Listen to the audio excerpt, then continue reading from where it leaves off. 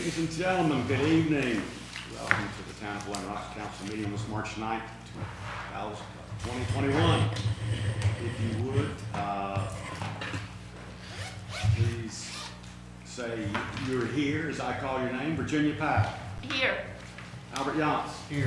Bud Mathis. Here. Sue Sweeting. Here. And David Harwood. Oh. David Here. Ouch. All right, if you would, let's please stand for the Pledge of Allegiance. Pledge allegiance to the flag Of the United States of America and to the republic for which it stands, one nation, under God, indivisible, with liberty and justice for all.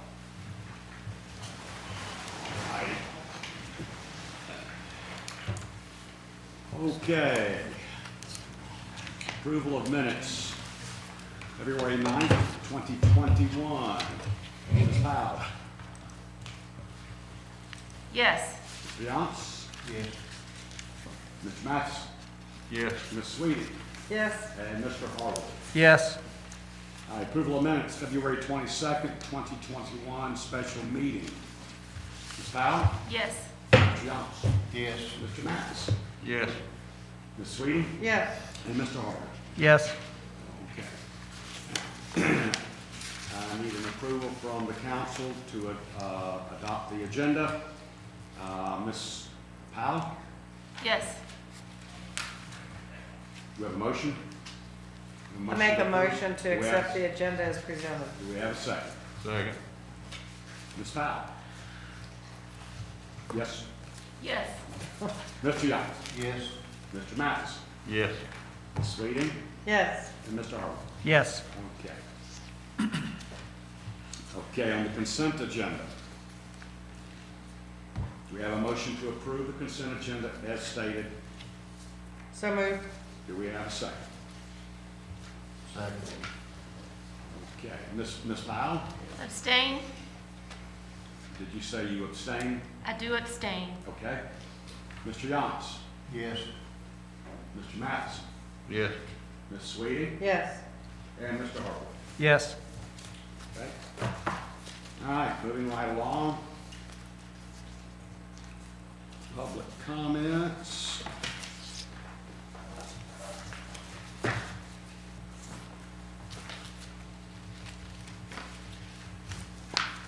This is from Mr. Aiden Waite. He says, good afternoon. I saw the agenda come out for the town meeting today. I have a couple of questions to ask.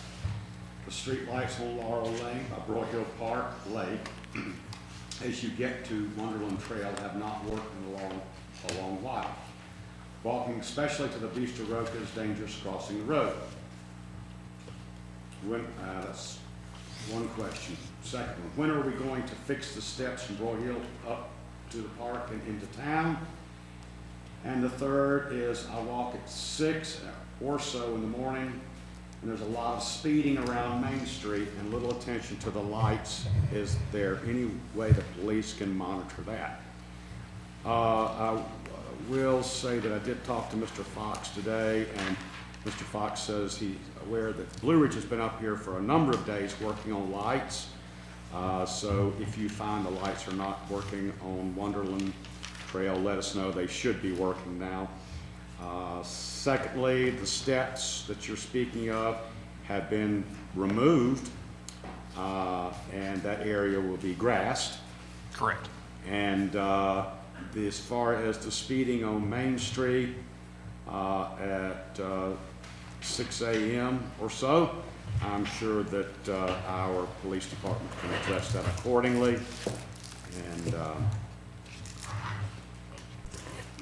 And we thank you so much for choosing Blowing Rock as your primary residence. Thank you, sir. All right, moving right along to presentations. The trees- Mayor, I apologize if I interrupt. We do Yes. have one individual that's on the call that has asked to speak. Ms. Pam Lowry is on the Zoom call and that has asked to Okay. speak as well. So, All right, Pam. Ms. Lowry, can you hear us?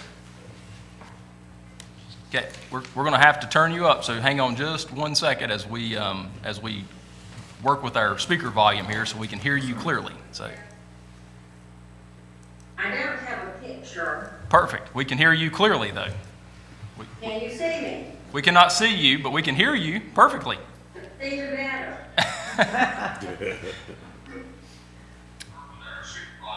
The floor is yours. Thank you so much. I just wanted to speak for a moment about an agenda item that I see tonight on your agenda. That's the continuing saga of Green Hill Road.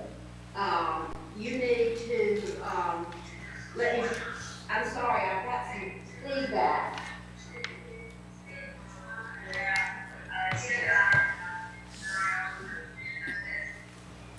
Ms. Lowry, you may have to mute your computer to the volume or turn your volume down on the computer. Okay, let me see what's happening here. Is that better? That sounds good. Okay, great. As you know, I've spoken to you guys before, and I've written a number of letters about Greenfield Road.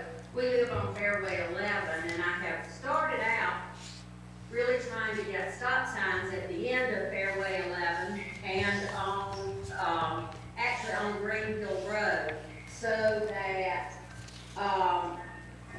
it would flow the traffic as people come around that curve.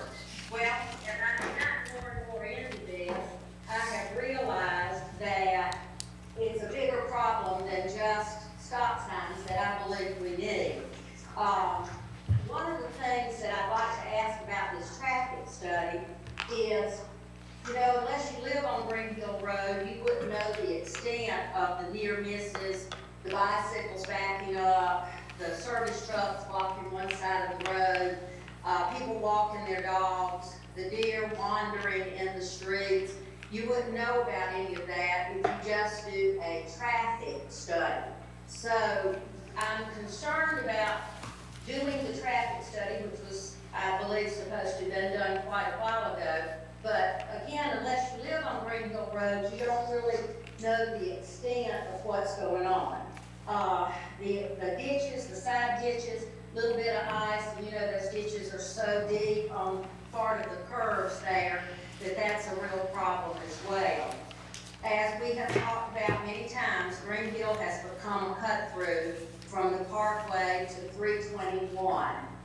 My concern is with 2 new neighborhoods in planning stages, with continued tourist growth, and with this being a neighborhood street that has become a throughway, I don't know what a traffic study is going to show other than the number of cars. Because it's more than the number of cars. It's all those things that I just mentioned. I sent you guys some pictures of people double parking on Greenville Road, big trucks, and I noticed you put up a sign about no 2-axle trucks, no more than 2-axle trucks on Greenville. But, they're building a house right around the corner from us, so they have to have big trucks come in and do that. So I guess my question is, later in the night when it's appropriate, what will that traffic study show? And how can it take in all of those external things that I just mentioned without being just a traffic counter situation? I'm still very concerned about Greenville Road. I'm becoming more concerned as tourist season comes and as these 2 neighborhoods get underway. I guess I want to know, so once the traffic study's done, and it probably won't show all the things I've mentioned, the people walking their dogs, the deer in the middle of the road, all those kinds of things, what happens next? Thank you, Pam. Thank you. We will, I'm sure that the traffic study will take into account a lot of factors. Now, as far as wildlife, I don't know, but I'm sure it'll take in a lot of factors other than, traffic counts and so on. But Shane Fox has made note of that, and we'll move forward. And thank you so much for your comments. Thank you. Okay, moving right along here. Presentations, Tree City USA. Would you like to lead off, Shane? I think we have Melissa here. Certainly, I will start by reading the staff report for those that aren't familiar with Tree City USA. During the December 15th, 2020 Town Council meeting, the Town Council approved to allow the Blowing Rock Appearance Advisory Commission, otherwise known as BRAC, to apply to become a Tree City USA. Becoming a Tree City USA community means that our community is willing to manage and expand our public tree system. BRAC applied by the end of December, which was the deadline, and was notified in February that the town was approved to become a Tree City USA community. We received a plaque, a flag, and 2 signs to hang advertising that the town of Blowing Rock is a Tree City USA community. I have here a press release, if I may read the press release that was received. This is February the 1st, 2021. Blowing Rock, North Carolina was named a 2020 Tree City USA by the Arbor Day Foundation in honor of its commitment to effective urban forest management. Blowing Rock achieved Tree City USA recognition by meeting the program's 4 requirements: a tree board or department, a tree care ordinance, an annual community forest budget of at least $2 per capita, and an Arbor Day observance and proclamation. Tree City USA communities see the impact an urban forest has in a community firsthand, said Dan Lamb, president of the Arbor Day Foundation. The trees being planted and cared for by Blowing Rock are ensuring that generations to come will enjoy a better quality of life. Additionally, participation in this program brings residents together and creates a sense of civic pride, whether it's through volunteer engagement or public education. So I think Ms. Melissa Pickett, chair of BRAC, is here to receive the plaque. Congratulations. And Great job. I really appreciate the support from the council, the mayor, and the town. We are so happy and proud of this. Thank you all.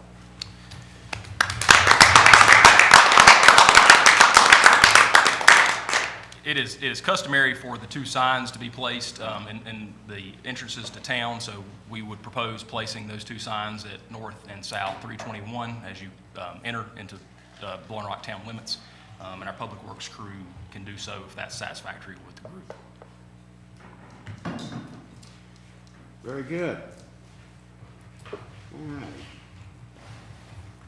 June 30th, the 2020 audit presentation. Shane? Absolutely. So exciting time to, for me at least, I know Ms. Norman, is to be able to present our June 30th, 2020 audit. Bear with me just a second as I pull up the audit presentation. I think Ms. Carrie Dunlap is on the call to do the presentation from Martin Starnes and Associates, our third-party external audit firm. I have a PowerPoint here that I will share the screen with Carrie. Do you have the ability to share, Carrie? Would you like for me to do that? If you can, that would be great. Perfect. I actually don't have that on my iPad. Okay, just 1 second, and I will have that up and sharing. Just let me know when you can see it, and we can walk through there. I'm guessing you can hear me okay? We can hear you perfect. Okay. Ms. Dunlap is perfect.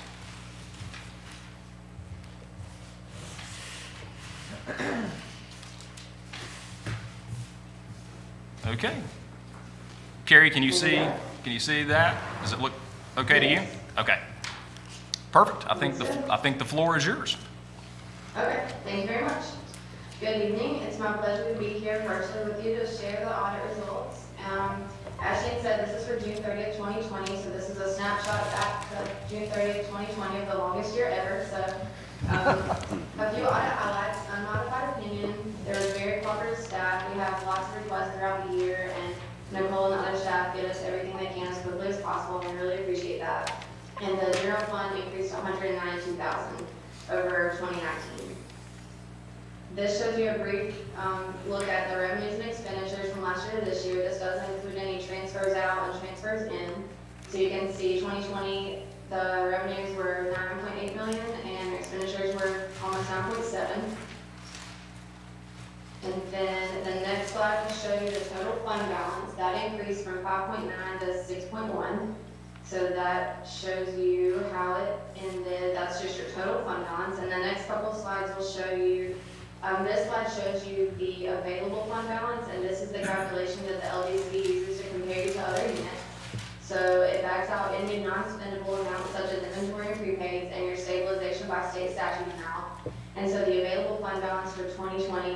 4.8 million. And this did decrease over last year, and I believe it was due to that stabilization by state statute number increasing. So that's, again, this is the number that the LGC uses, that 4.8 million. And then the next slide shows you another ratio that they use to compare you to other units. And so this takes your available fund balance figure, and you divide it by your total expenditures and transfers out, and this gives you your ratio. So that went from 57 to 50, but that's still a very strong number. They are concerned if there's a quick ratio of less than 1. So there's no concerns there. And this slide just shows you that same percentage. It went from 56 down to 50, but again, the 50 is still a very high number. So then the next couple of slides, these are going to show you your top 3 revenues and top 3 expenditures for the year. So the ad valorem taxes increased $62,000 this year to $4.4 million. The unrestricted intergovernmental, which includes any of your state, federal, grant, local expenditure or revenues, and this increased $158,000 over last year. And then the third is other taxes and licenses, which includes sales and use tax, village license, occupancy tax. This decreased $84,000 over last year. The top 3 expenditures, the top is general government, and that was at $2.9 million. It increased $85,000 over last year. The next one is public safety, and there was an increase of $23,000 for that this year. And then the third is transportation, and that increased $51,000 over last year. And this also just shows you your debt service expenditures, so you know how much is going to pay off financing, and so that increased $38,000 over last year.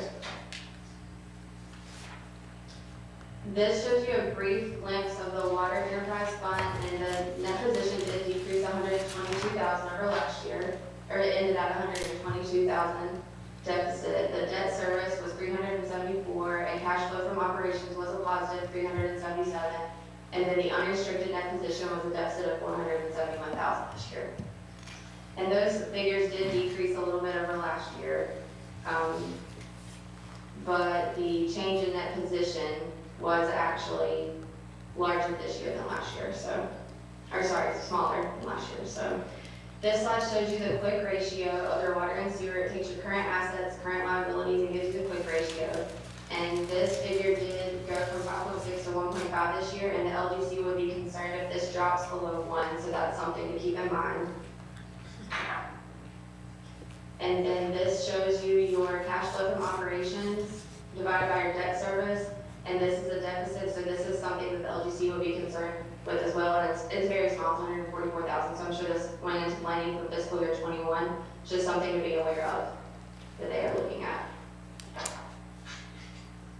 And I know that was a lot of numbers very quickly, so if you have any questions, please let me know. I'm happy to help. And of course, Ms. Norman is on the call as well. This is Charlie Sellers, the mayor. Why do we see a decrease in the water sewer expenditure? Why are we in the negatives on that for 2020 versus 2019? I'll answer that a little bit, and Shane, Nicole, if you want to chime in on anything, feel free. But one of the tricky things about the water sewer fund is it shows you your full accrual. So there are things such as depreciation, any amortization, and those kind of things factor into that number. So that is probably why it's operating at a deficit this year. Trying to pull up, I don't know if you guys know anything off the top of your head that increased significantly over last year that contributed to it specifically. I will, and Nicole, please jump in. I think a lot of this is to do with some of the things we discussed at the retreat, that we are seeing a decrease in our volume. So our overall volume of water that's being sold, and sewer essentially being equal to that, has been decreasing.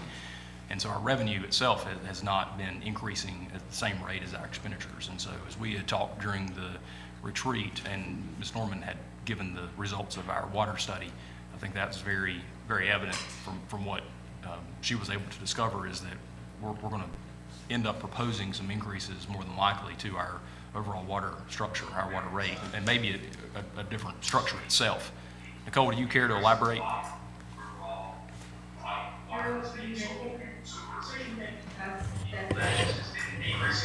When Nicole, hang on just a second. We've got somebody that is unmuted and, yeah, we're getting a lot of feedback here. I apologize. Okay, sorry, Nicole. Now we can hear you.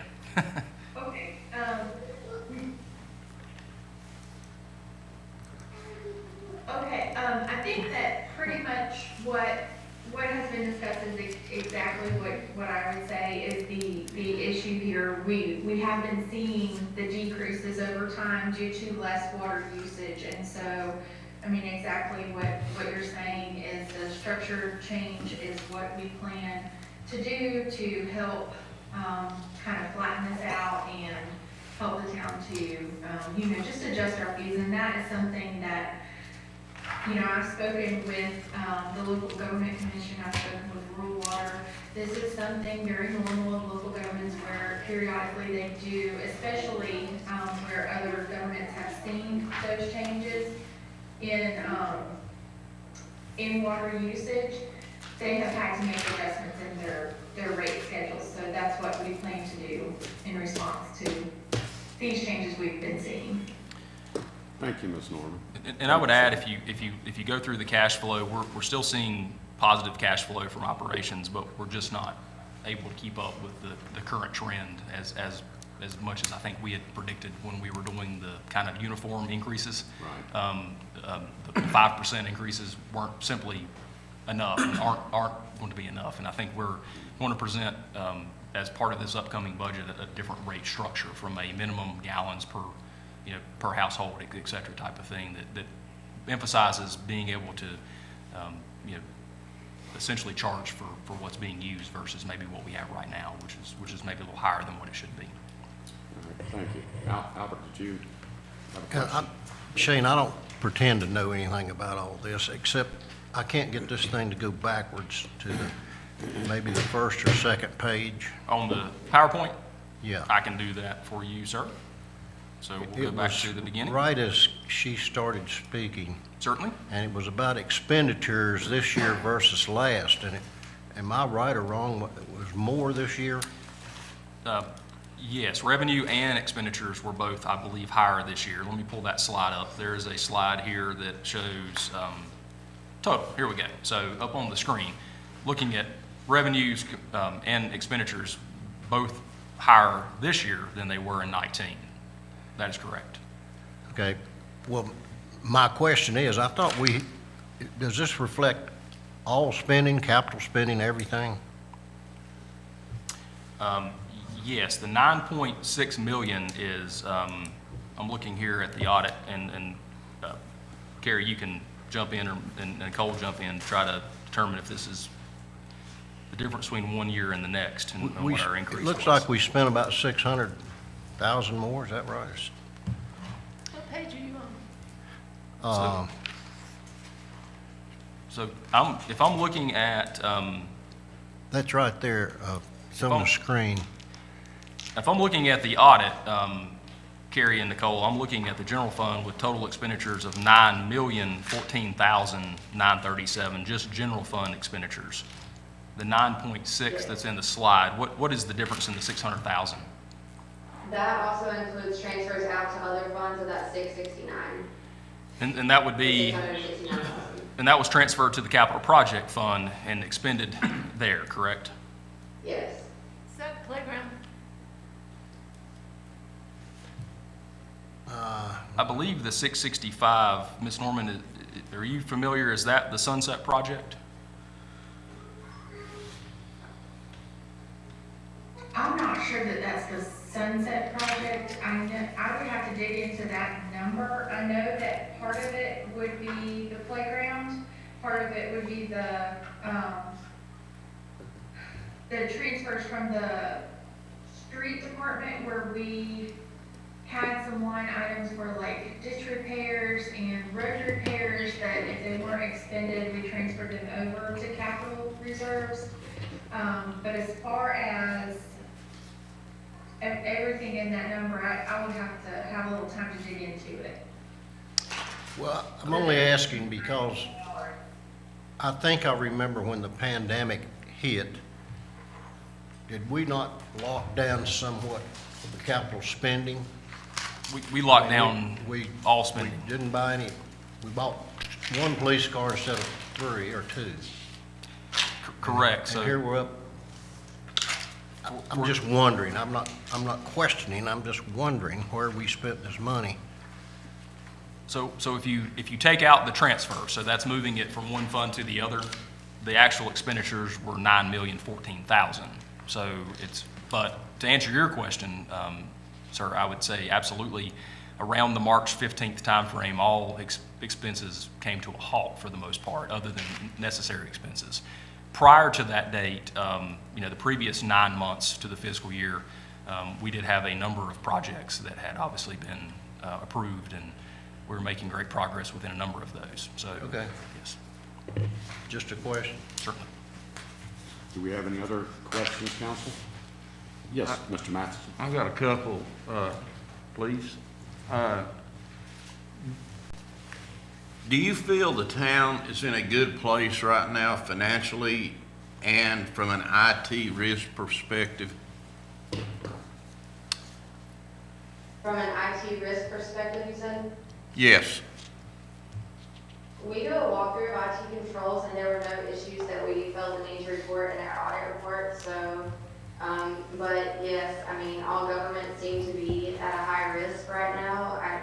I have several clients that have been impacted from an IT standpoint this year, so it's definitely something to always keep on your radar and to try to put any improvements in place whenever you're able to. So, again, no risk that we identified that we felt the need to address, but we just know that the current climate, that's something to definitely pay attention to. Well, and along that line, is there anything we should consider implementing that would make us any stronger?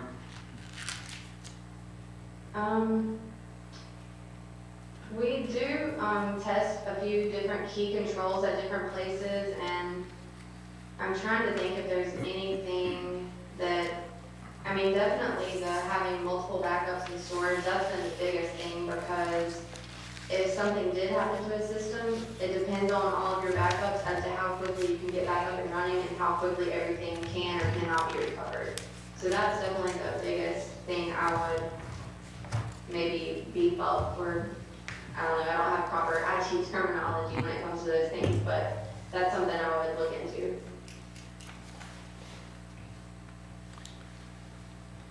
Thank you, Mr. Matheson. Do we have any other questions, council? I had one question. Yes. Hi, Ms. Dunlap, this is David Harwood. The town has one proprietary fund and then enterprise funds. At what point would we look, if at all, to break up that proprietary fund? Is there a threshold or some other factor that we would look at breaking that apart in some fashion? There are certain things that you would take into consideration from that, but from, everything that Shane and Nicole discussed about how you do have positive cash flows from that right now, I can't imagine that would be the best option, but it does, it certainly is an option to consider. So from a planning standpoint, everything's on the table, but I can't really say that there's a certain, yes, you should break apart if this happens or something. It's just a bunch of different factors you would have to consider all at once. Okay.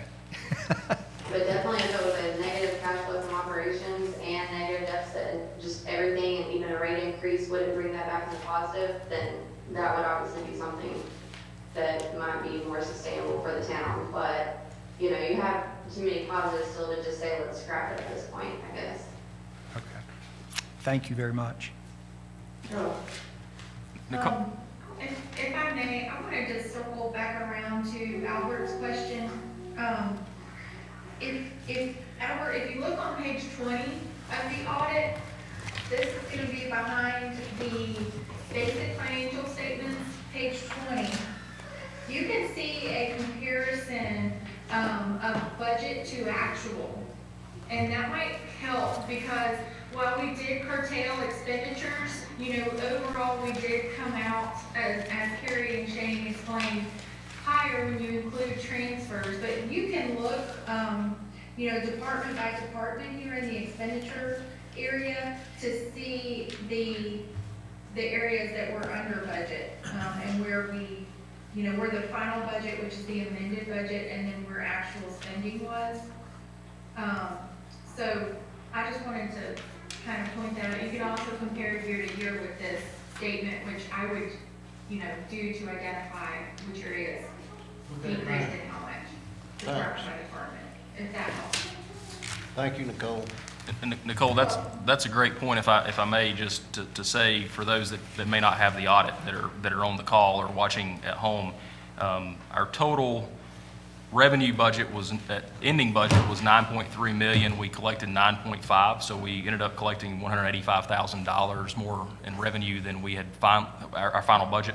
Our expenditures final budget, $9.5 million. Our total expenditures were $9,014,000. So if you're looking at just our normal functioning expenditures, we were under budget, $488,000 compared to what our final budget numbers were. So under budget. So we were not over budget within those categories. And then the transfers themselves are what set apart the difference from one year to the next for the most part.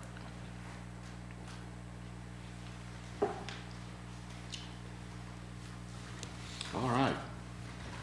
Thank you so much, everyone. Looked like we had an unusual year for 2020 in a lot of ways, but thank you for the update.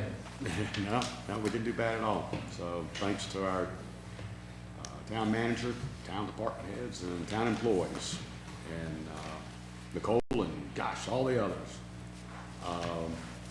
Moving right along, Middle Fork Greenway update. Thank you, Gary. Hi, can y'all hear me? We can. Hang on just one second. Let me get all my screens closed here, Wendy. So I've got so many open that we can't see you yet. So here we go. And Wendy, if you need to share the screen with anything, you can. So. Okay, fantastic. Thank you. I'd love to share the screen. Yep. So thank you all so much for letting me be here tonight. And I have some updates for the Middle Fork Greenway. And so can y'all see my screen here? We can. Mm-hmm. Awesome. So here is Blue Ridge Conservancy's service area. So all the red is about 22,000 acres that Blue Ridge Conservancy has protected. The other green is other protected land like federal, state, and government land. And here's our Middle Fork Greenway corridor from Rolling Rock to Boone. So let's just scroll in and show y'all kind of some of the progress that's been happening here lately. So as I turn our map around a little bit, let's scroll in and take a look. Here is Boone side. So as you exit Boone, we're looking at a couple of different routes right now, working with the hospital right here, and going up the corridor to connect to Miley Cook Road, and also looking at this area here, these properties, and this is Payne Branch Park that has recently been updated, and the streams been restored, the dam has been removed, and it is lovely to go visit right now. It's really, really great. In fact, let me quickly show you another shared screen. This is Payne Branch Park right now. So we've installed trails and benches, picnic table, there's some bridges crossing some streams, and this whole section of river has now been restored to trout streams. So there's about 6 or 7 parking spots. So we're really excited about this section of the Middle Fork Greenway. So let me go back to my Google Earth here. And as we scroll out and we look at this corridor, the green is what's been done at Sweetie here. This is our mile that's on the ground. The yellow sections are the 2 sections that have funding right now. And if we look at this section here, number 4, section 4, I'm so excited. Tomorrow, we get to open the formal bid with Watauga County to construct from Miley Cook Road here, where we'll have an 8 parking spot area. We can park here. We'll go through these easements, And then last summer, 2020, Blue Ridge Conservancy purchased this property, it's about 2 acres. We've cleaned it all up, and the trail's gonna cross the river. We're gonna have a 29 parking spot area right off of Highway 321 with rain gardens and stream work and another bridge that crosses over, and will come down, and we'll have it paved to about right here. And then from here, all the way down through the woods along the river, it'll be a natural surface trail. And we have about half of the funding right now to go under the highway, which we're finalizing the permits, so that we can connect with this already on the ground Tweaky section. So DOT has been working on this alignment, as you all know, for quite a while. That should be wrapping up pretty quickly, and when it does, we'll be going underneath here to connect to this already existing section that goes all the way up the corridor to Mystery Hill, through to Sterling Creek Park, which is on the ground. In 2019, Blue Ridge Conservancy purchased this 2.5 acres to connect to this 11.5 acres that we purchased last year in December of 2020. So the Watauga County PDA has given us funds to go from Sterling Creek Park through Faith Bridge Church to do the design, engineering, and permitting through this section. So that's our goal this year. The exciting part about this section is this big tract of land here is now Blue Ridge Conservancy's new headquarters. So Audrey and Don Bentley were left Blue Ridge Conservancy this 46 acres and this house that's going to become our headquarters. So because of a generous donation from an individual, Blue Ridge Conservancy has been updating the house and turning it into our offices, and we expect to move in next month. So we'll have about 2 miles of trails all back in here. We'll have a public parking area for people to park here and hike our trails, look at the creeks through here, and then we'll have a spur trail from our hiking here down through Faith Bridge Church to the Middle Fort Greenway.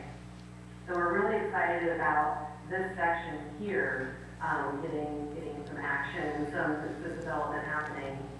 And so that leaves this little gap right here that we will continue to pursue. And this yellow line here is the Blowing Rock section. So as you can see, it's got an easement through the Chestnut Ridge area, Blue Ridge Parkway, which this morning I met with U.S. Fish and Wildlife and Blue Ridge Parkway folks to talk about this section, because not only is this section going to have greenway, but it's also going to have stream restoration. So 444 will provide an easement, more National Park Service, and then DOT right-of-way to our trailhead here in Blowing Rock. So this 1.2 mile section, of course, it has been funded, working really closely with Withers Ravenel to determine next steps with the National Park Service. It has been pretty complex. I want to show a couple other pictures real quick. Let's see. Let me share my screen one more time, just so I can show you. We go, and we look at, there's my volunteers planting the corridor, all of our wonderful volunteers from Gilbert Greenway, many Blowing Rock folks. Here is the parking area with the paved greenway and the bridges that we are opening bids for tomorrow. This is the Blue Ridge Conservancy house that I was just speaking about that has going to become our offices due to the generosity of an individual donor. And then this is the Blowing Rock section. Here is the water treatment facility. So this morning we were all out kind of looking at the degradation that's happened so quickly. When I first started this work, we could walk alongside of this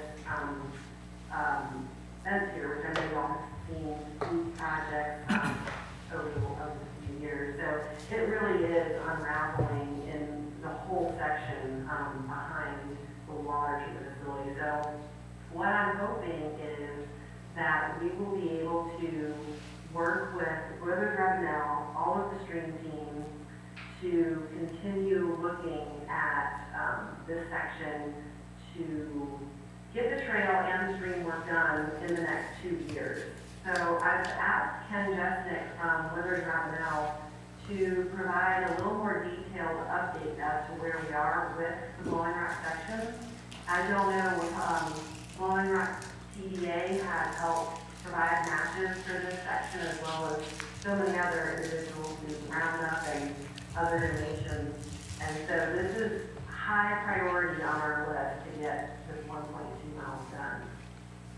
So I will see if there's any questions, but I'd also like for Ken to be able to provide just a quick update on where they are. I will stop sharing the screen and this Ken. Thank you. Good evening, everyone. Just specifically, we've been dealing with the Park Service and the NEPA process to be able to permit the Greenway Trail through the federal lands. Through the course of the negotiations, discussions, it's been determined that we're going to have to go to a higher level of NEPA documentation and do an environmental assessment as to yield a FONSI, which is a findings of no significant impact for the Greenway Trail through their property. As a corollary to that is something we determined through discussions that as it stands right now, bicycles are not allowed on trails within Blue Ridge Parkway, and we have discussed the process to achieve bicycle usage, and this may sound funny, but it literally takes an act of Congress to be able to do that. And in order for the Park Service, and first off, I will say the Park Service has been very cooperative, they've been very open, very helpful, and telling us and helping us and working with us to get this done. But before the bicycle rule can be sent to Congress, the environmental assessment has to be completed and adopted by the Park Service and the other agencies. The bad news about all of that is that the environmental process takes at least 6 months to get from the first submittal to the final FONSI determination. So we are in that process right now, pulling together all of the necessary information to support the environmental assessment. We have to evaluate a no-action alternative, an environmentally preferred alternative, and a preferred alternate alignment through the property. It happens that our preferred alignment is the same as the environmentally preferred. So we're good in that respect, but nonetheless, it's going to turn out to be about a 75, 80 to 100-page document that all agencies within the federal government will be a participant in, from the Fish and Wildlife to Corps of Engineers, just a host of different other people. So we're just in the formative stages of putting all that information together and trying to provide that to the Park Service. We understand that there are some data gaps from when we thought we were doing this project. We were going to go to a lesser level of NEPA documentation called a category exclusion. But given the state of where the Park Service is at, the Department of Interior, they had no mechanism to review a category exclusion from another federal agency. And when they were talking about promoting guidelines on how to do that, the timeline to do that versus an EA were very comparable. And plus we needed the EA to support the bicycle rule, so that's the decision we made to go with the EA route. That's everything in a nutshell, and I'd be glad to take any questions about that. It's like another language. The FONSIs and the categorical exclusions and all of these things that I am learning, and so I really appreciate Ken navigating us through this process. Now, are there any questions from anyone about where we are with the Greenway? And you will be seeing some of the Millport Greenway on the ground this year. It won't be the Blowing Rock section, most likely, but you will enjoy other sections that are being put down. Wendy, this is Albert. Can you go back to the property across the road on 321 from the concrete plant? Yes. Let's see. Share my screen. So that would be over here. This was the Critcher site. We worked with the Critchers. Can y'all see that? This Yeah. area right here? That's what I'm asking. Is that where I think it's a little ice cream stand or something? Correct. There is Bluebeard Cookie Company right here, and right here is a landscape furniture, rhododendron furniture, arbor thing right here, and then this is Highland Landscaping right here. Okay. So this whole 2 acres will be dedicated greenway access. Okay. Are those structures that are there any there? I can't see them. No, we've torn everything down. It's just Okay. a flat space right now. So it's Okay. a slate for our contractors to begin the process of building the trail and the bridges and the parking area. Yeah, this is an older Google. All of these buildings, most of them were torn down many years ago. We tore down the last few in 2020. Okay, thanks. You're welcome. We're hoping that this Greenway trailhead will be like the Blowing Rock trailhead, where it has similar signage and will kind of help increase the aesthetics of the corridor when you're driving from the Blowing Rock. So there'll be some nice landscaping, and I think we'll really enhance that area. Any other questions about the corridor? That's great. Wendy? All right. Shane? Yes. Wendy, if you may, or if I may, I know that this has been from the Blowing Rock portion, at least from the Blue Ridge Parkway portion, I know it's been discussed now for a number of years.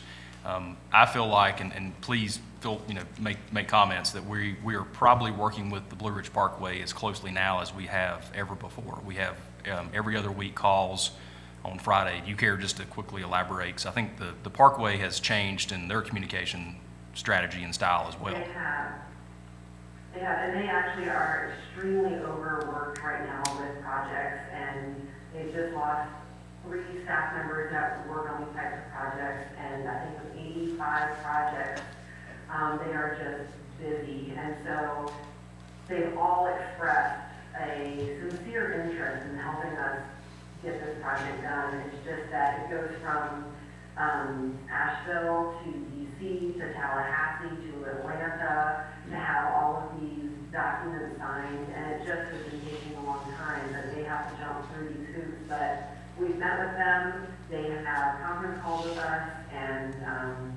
Withers Ravenel has done a great job navigating kind of the conversations that are going to lead us to get to the solutions and resolutions that we need in order to build a greenway on federal land with federal highway administration money that's being administered through NCDOT. And so there's just a lot of navigation, which is challenging. And so I'm very grateful for the town and for Withers Ravenel to help us get through this. There will be one of those beautiful sections of the Greenway Trail when it's done, following the river.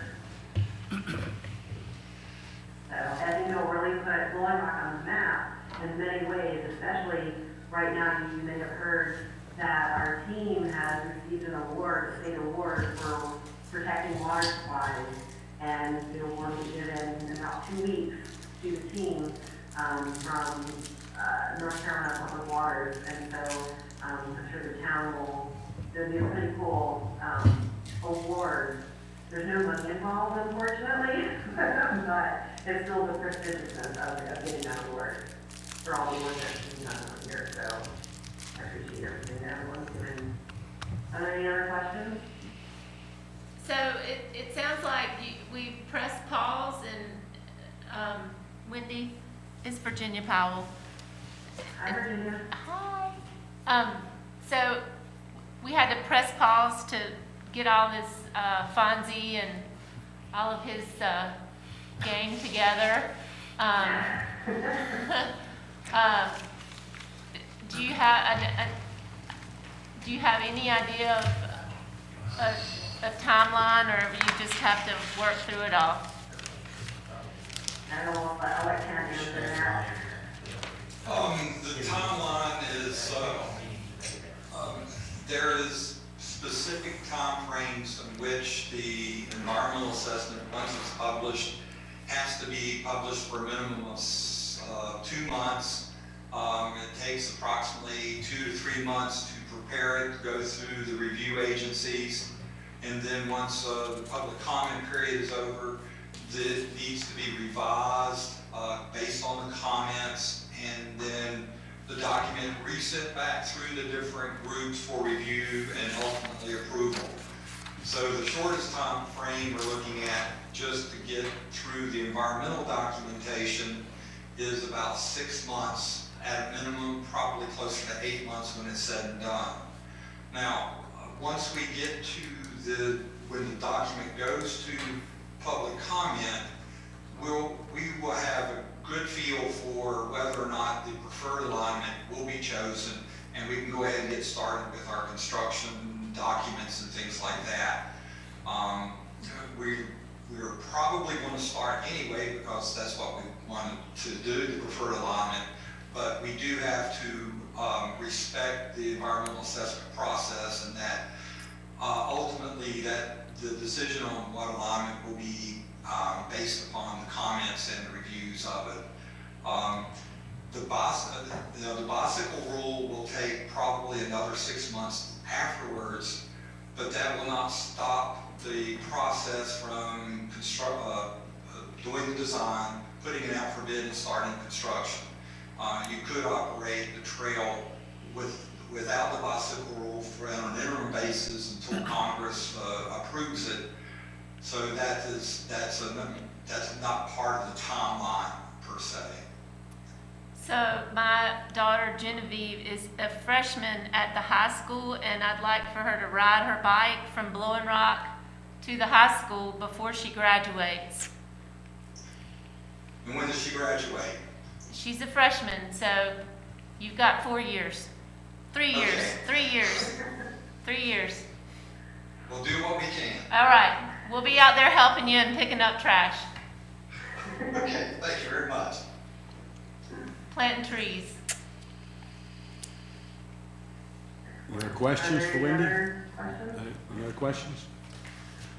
All right, thank you very much. Thanks for all your hard work. Guys, you've done a great job. Thank you all very much for partnering with us and helping us push it forward. Look forward to hiking the trail with y'all one day soon. All right. Well, thank you.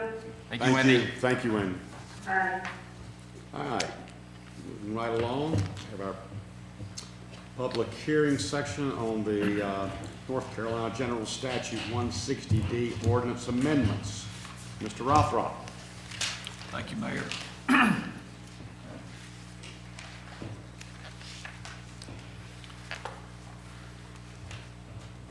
So Mayor and Council, 2019, the North Carolina General Assembly adopted sweeping changes for land use law in North Carolina as a new chapter 160D in the North Carolina General Statutes.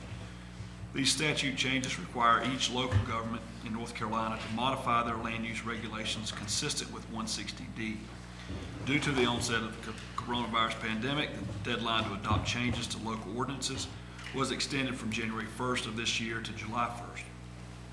Planning Board member Bill McCarter volunteered and provided an update to the entirety of Chapter 16, which is the land use ordinance. Mr. McCarter also updated Chapter 17, the town's minimum housing standards, and Chapter 3 of the town code.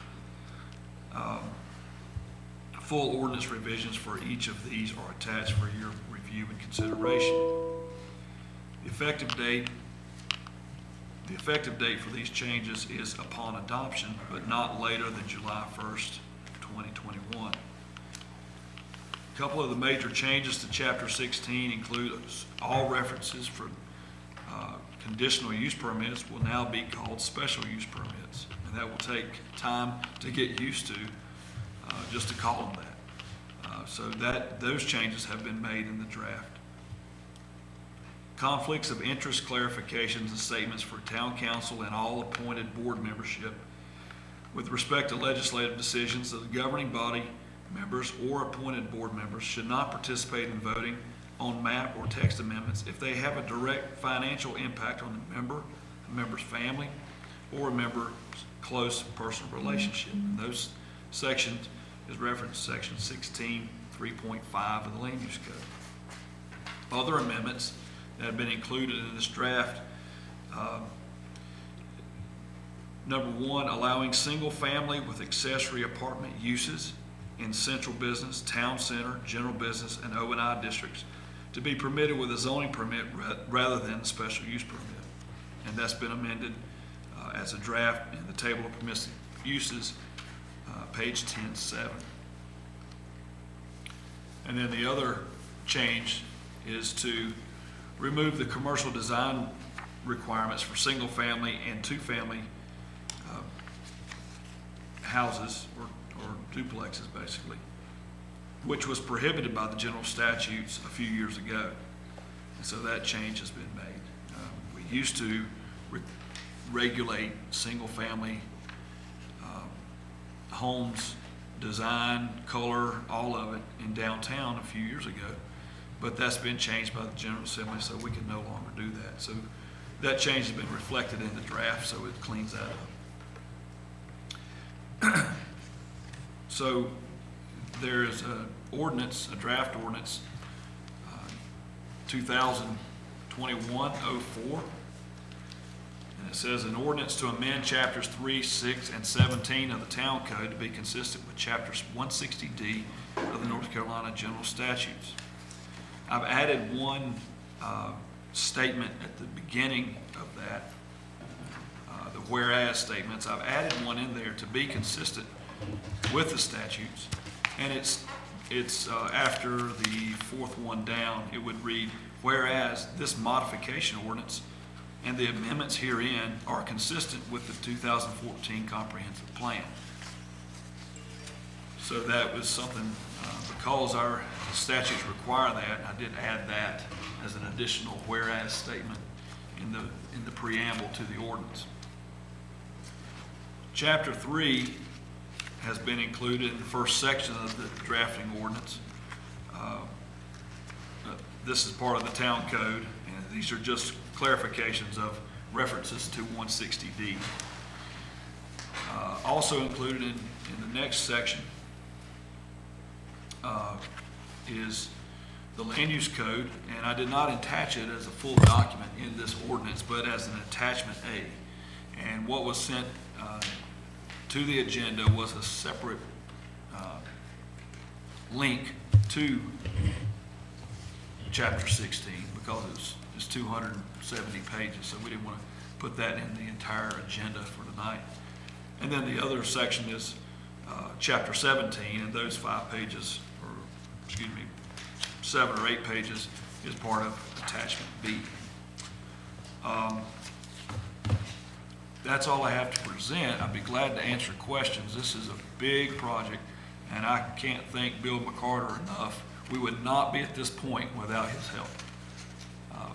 He basically did it all. And he's on tonight, and he can answer some questions if I'm not able to. And I just want to thank him publicly because of his work. Combing through all of chapter 16 and providing that draft to be consistent with 160D. And this is a big part, and communities all over North Carolina are going through this right now, if they've not already done so. With that, I'll be glad to answer questions. Well, Bill, it's Virginia Powell. So much for retiring, huh? Kevin Old Planning Director, something to do, thank you. Thank you so much for your help. You're quite welcome. I did have a letter that did come in today. This is from Lee Rockamora, and he had 2 comments. One, in section 16-413.1, what are the conditions that justify vesting beyond 2 years, as written? The ordinance seems vague. Should those conditions and specific time limit be stated? The second is, also in the content, there are still some gender-specific references such as he, shall. Should these be changed to gender neutral? 16-73. Lee, thank you. I will let our planning director take care of that. I've spoken with him, and it doesn't seem to be any real issues, but Kevin, thoughts on that? The second one that Lee brought up about the gender Gender pronoun? neutral? Yeah, gender Pronoun. neutral. There probably are a few in here. Okay. As it was originally written, some of the original text many, many years ago. And so we can do a search and find those and maybe make those he/she. That's the simplest. There may be another process in order to change those throughout the text. And then the other one was about going from 2-year vesting to 5-year. I think it's just based on the size of the project and how, what is presented before council, how they feel like they would like to rule on that. Okay. There's not a trigger that says, but it generally goes with the size of the project. If it's a large project, a lot of moving parts and a lot of different things, maybe multiple phases, then 5 years might be appropriate depending on the time. There has to be a site-specific development plan to get the 2 years and likewise for the 5 years. So it would be based on what council feels at the time. But the 2 years is a minimum? 2 years is a minimum if it has a site development plan. Right. And most all of ours do. So there are no defaults, we're the default. To the 5-year, Yeah. I would see it that way. I haven't read anything else that would be specific, other than there are limits if it's over 100 acres. They get a lot, they get more time. If it's over 25, they get 7 years. We don't have any such thing here. The property's large enough, really. This is Sue Sweeting. Thank you, Mr. Carter, for your hard work. Appreciate it. It's always nice to get a volunteer that's so willing to help. Kevin, is the amendment on page 40, number 1, is that a requirement from 160D? Page 40? Uh-huh. Oh, are you Under re- other amendments? of the agenda. No, it's not. So something I I'd presented. like to bring to the attention of the council that basically what that's requiring is that instead of a special use permit or a CUP, it's changing to being approved by you, correct? That's right. You know, the thing I'm concerned about is that the real estate is booming in our town, and for us to lose control, us being planning board and town council, I think we might want to not put this amendment in. And actually change all of those to a special use permit, just to maintain control of what's about to happen. Because I think things are selling in town, and this is pretty much everything except for the OI, which that's assembly grounds, the school, all the town businesses, correct? Well, here's the situation being in residential. There's not, other than what the code requires, there's nothing that the council can, there's no other conditions that can be applied. You can't dictate color, size of the house. It's already spelled out in the code, being that it's allowed in all these other residential zoning districts by right. My thought was that in an area that allows commercial, that a single family with accessory apartment would be allowed by right. What about OI? Same. So if the assembly ground's sold, somebody could go in there and put individual houses with apartments? Well, they would have to subdivide it. Anytime they subdivide it, they would have to get approval through council. The way it's currently set up, it's office institutional zoning, but it's dorms and a cafeteria and a gym, and there's lots of other impacts. If they break that up into multiple lots, other than what they have today, they're gonna have to come get your approval. What about in town, if a building is sold and torn down? And they wanna build up, if it was commercial, and they wanna build one house with accessory apartment, They can do it? they should be able to do that. How about if it's, the hospital, that area that's around, the old area that's the hospital? It's not allowed in that district. Single family with accessory apartment is not currently allowed in that district. What district is that? HMC, I thought we'd done away with that. No. no. You rezone where the condos are, where the hospital was. And the townhomes across the street. That No, was hospital zone. that's still HMC, yes. They could do duplexes in HMC with a zoning permit. That's what's allowed today. The And only where- thing that I proposed changing was those, single family with accessory apartment in those 4 zoning districts. And that's regulated by its size. The house,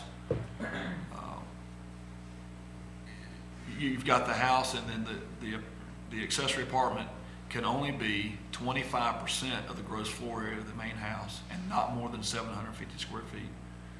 And that's it. The minimum lot size has to be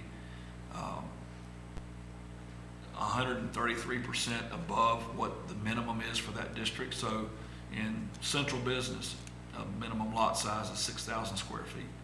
It would have to be 7,500 roughly square feet to be able to do that use. So you're saying the square footage of that accessory basically is the definition of an accessory apartment? It is. It's already set.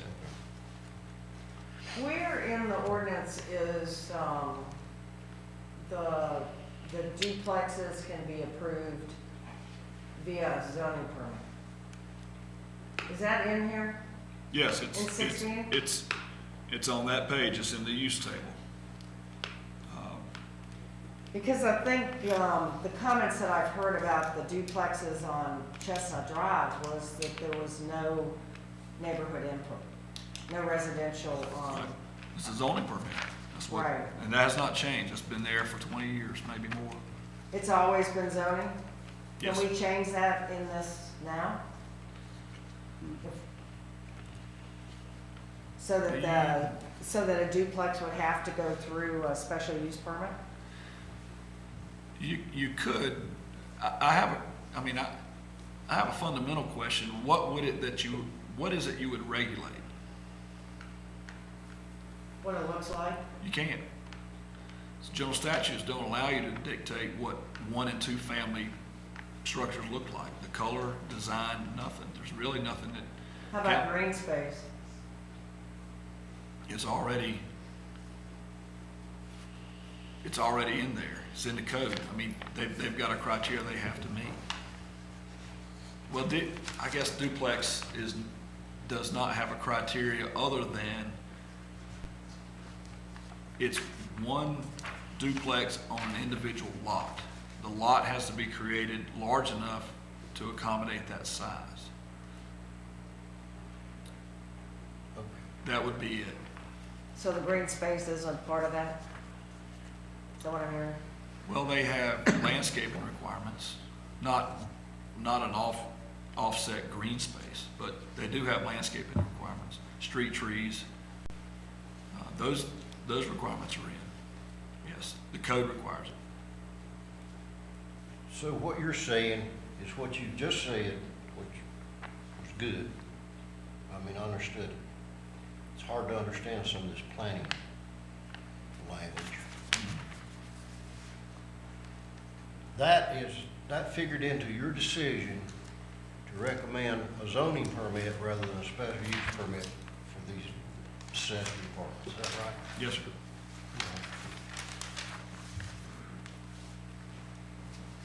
Kevin, would that also include a change of use for the accessory apartment? Yes, so if, So if someone took one of these commercial buildings downtown and said it was their house, didn't tear it down, did tear it down or did? did not tear it down, all of a sudden they wanted that to be their residence and add an accessory apartment, that would be a change in use. It would be a change in use. Yes. Would that flip it into a zoning, would it continue as a zoning permit, or would it go to a special use? It'd be a zoning permit. I'm not, I mean, I guess you I mean, it's a anticipate little far-fetched, but It is. I can't imagine someone tearing down a commercial building on Main Street. You said don't tear it down. Don't tear it. well, I'm thinking, So, I'm thinking on the, say, west side, we've got some structures that are not so big, Right. that are houses, that are not serving a residential purpose right now, but are serving a business purpose. For example, Blowing Rock Real Estate. Blowing Rock Real Estate, if they want to change that back to a house, they could do that today. And add the accessory apartment if they so choose. Yes. Okay. With a zoning permit. Yeah. Same I mean, it with, looks like a house. same with the Martin House. Well, I'll just say. Yes, I can't imagine they would do that, but. Yeah, but I mean, can't- it's a house. I'll just say out loud how I feel. I mean, when you say apartments in this town or rental or anything, it's like red flag to a bull. It's not a, I understand where you're coming from, Kevin, completely. But I'm somewhat reluctant to give up council's overseeing of this. And if I were you, I would probably sometimes welcome council's overseeing of it. And that's just how I feel about it. It's not a deal killer for me, but talk a little bit more about why you did this. I'll be straight up, I don't understand the reason to require a special use permit for someone to build a house with accessory apartment in downtown when it's already allowed in other residential zoning districts by right. I'm not sure why is in there. Now, we can strike the whole thing if y'all feel like it should be, but there's not a whole lot that you can dictate because the general statutes limit you. You can't tell them what color to paint it. You can't, It's just that if there's not a problem, why are we doing it? Are you having people come to you that want to do that? You know, well, all of a sudden put that in there. the central business is bigger than right on Main Street, that's town center. I know. There are places where someone would like to have a house and say, I'd like to have an accessory apartment. They could do so in R10, right up here on Hill Street. They could do it. Downtown, you know, where you allow a much wider range of uses, to me, it makes sense that they ought to be able to do that with their property.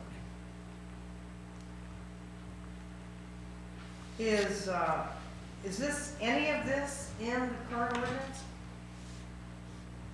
Or like, is it, or is this all new? This whole sentence? Says, in other words, can you do an accessory apartment in, general business or OI or town center right now? You can do it with special use permit, Yeah. yes, So you're changing the whole thing to zoning? yes. In those I'm zoning not- districts only. I'm sorry. In those zoning districts only. Yes, it's already allowed in RA, I see what you're doing here. R10, RT, R10D, or Ransom Street, all those areas, you can already do it, You propose to make it universal. yes. Okay. Not add it to anywhere it's not already permitted. I wouldn't add it to R15. We've gone down that road a few years ago. Oh, no. And it was a proposal. Planning board approved it, but I'm not gonna die on that hill. I still think it makes sense, but it's. If I were you, I'd like I'd to want us strike- to do it. I'd like to strike it. I'd like to take it out. I just think we're getting into a situation where real estate's selling so fast that it makes me nervous that we may make this decision and lose the way our town looks. What concerns me is we already allow it, other than downtown, correct? It's No. already allowed, yes. Yeah. It's With a already zoning allowed permit, in yeah. other zoning areas. It's allowed. So now we go to requiring a special use for downtown? No, we do already require, and I'm going to use the word special use because after tonight it will be. In those 4 districts, it requires a special use permit. Mhm. My proposal is just a zoning permit. But in other less regulated or less residential districts that you can do less, you can't do commercial. Right, You can already do this. but you can do that, but you can't have commercial. Can't have commercial. Right. Again, It's So my- up to my- y'all make the decision. my- So, single-family, short-term rentals are allowed in central business in all 4 of those. Short-term rentals are allowed in all 4 of those areas. Yeah. So this is changing whatever the structure is to a single-family, short-term rental machine with a, accessory apartment, and he can sign off on it, they don't come to us. Right. Mhm. And that is. And that's my concern. That's what I'm worried about. Because I think we're gonna have some people buying land downtown, and I think the whole place can change. And I think, Right. I would like to wait on this, until we see what's coming.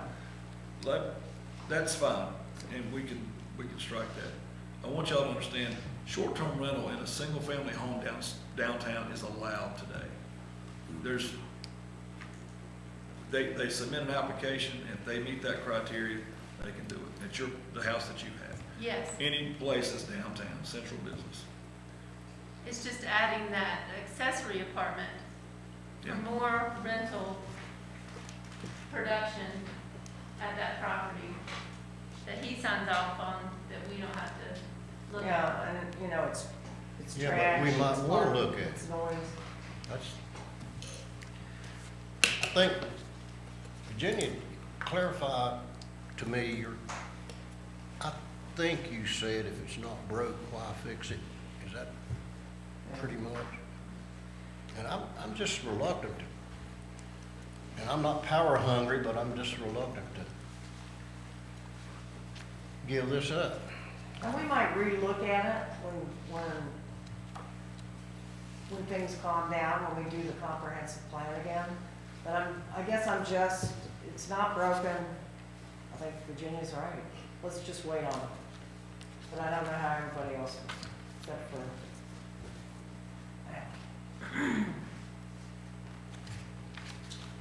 For the sake of clarity, can we pull that amendment and just keep our work tonight on the 160D? And that's the only thing that's not required by 160D, is that correct? Yep. That's a good plan.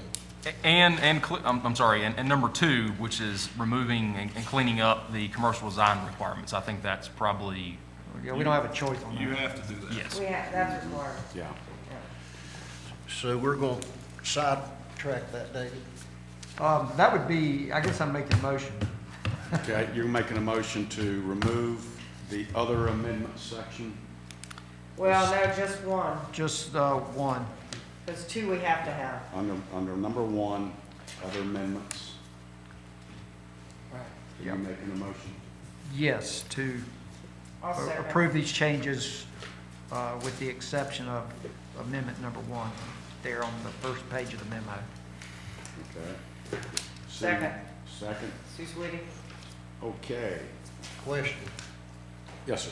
when would we ever, if ever, revisit this?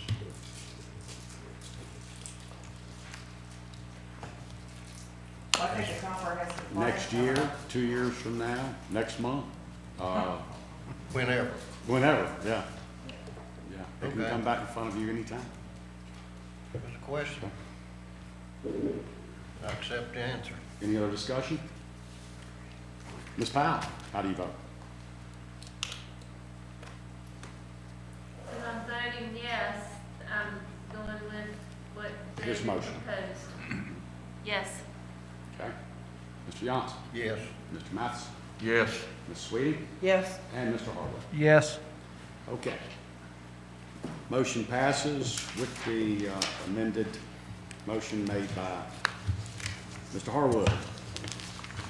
All right. I think, again, we need to thank Bill for Yes. bringing this in under time, because I think state law had it being due by end of June, wasn't it? Bill Carter, thank you so much. I mean, you did a great job, and, I mean, my eyes glazed over when I read through this, and, it was great reading material to go to sleep with, but, but thank you so very much for all your hard work, and thank you, Kevin. So, may I ask a question here? Shane, is this one of those things that has a public hearing and then we vote it in at the next meeting, or this is done? This is done. Okay. You just approved it. Special use, special use, special use. I So have to what- practice saying it. I gotta change a bunch of stuff. All right. Thank It's you. gonna take some getting used to. Moving right along here, we have part of grant discussion, David Harwood, Jennifer Brown, and Doug with McGill. Who wanted to lead off with this? Did you, David? Okay. You got the floor. Okay, thank you, Mayor. Before we begin, I really want to thank some people because they worked very hard in a short amount of time. So if you'll indulge me, I want to thank the members of the Parks and Rec Advisory Committee, those people being Melissa Pickett, Pete Guarini, Shane Fox, and Jennifer Brown. We've had a lot of meetings in a couple of months, and we're really excited about showing you what we've done tonight. Also, I want to give special thanks to some other folks that have really put in their time and talents. That would be Corey Osborne and Phil True from the High Country Council of Governments, Doug Chapman and Mike Norris from McGill Associates. Doug is here this evening and is going to lead us and give us some ideas about our different options. I also want to thank Kurt Andrews. Kurt has been working behind the scenes on a PowerPoint presentation that we will be using for presentation to some civic groups and to the public. And then last but not least, our phenomenal financial officer, Nicole Norman, who got an A+ on her audit tonight, and she has really helped us looking at some funding options for this project. I want to thank the council for the formation of this committee. That happened way back on December 15th. And the mission of the Parks and Rec Advisory Committee has been twofold. The first part has been investigating for a Part F grant application and the viability of that, which we determined was viable, and we moved forward with that. The other part of our committee is creating a park strategy plan, and that park strategy plan we'll give more attention to once we're done with the Part F application, which is absorbing the majority of our time. So also I think the Part F grant will impact the latter. So that is kind of the order that we've been working on and our strategy. So the committee has met 3 times in January, and we presented our work to the council at the council retreat on January 26. At that retreat, the council allowed the committee to move ahead with creating a strategy for applying for a Part F grant and also soliciting the assistance of the High Country Council of Governments and McGill Associates to assist us with that application, and they've been extremely helpful on both accounts. Since January 26th, the committee has met on February 3rd and February 24th in preparation for tonight's presentation. Tonight, we'd like to share our progress, and we also want to ask for direction from the council as we prepare our final application documents. We're going to share our progress, what we've done so far. We're going to share some design options. Back at the retreat, we showed you a design. We're going to show you the updated version of that design. Jennifer and Doug are going to be instrumental in doing that. And then, because it's Part F, there's a scoring mechanism to this that the people that review these Part F grants use. And Corey Osborne is with us virtually tonight, and he is going to kind of walk us through the design options and how they score. And you'll see that there's not a lot of difference in one option to the next, but in terms of scoring, but there's some big differences in cost. So we'll try to make that as clear as we can. Shane and I believe Nicole might help us with some funding options for these things. And then we're going to look at next steps and our timeline. So with that, I'd like to hand it over to Doug and Jennifer to get us started. Does that sound accurate or? Okay. So if you go on to the first slide.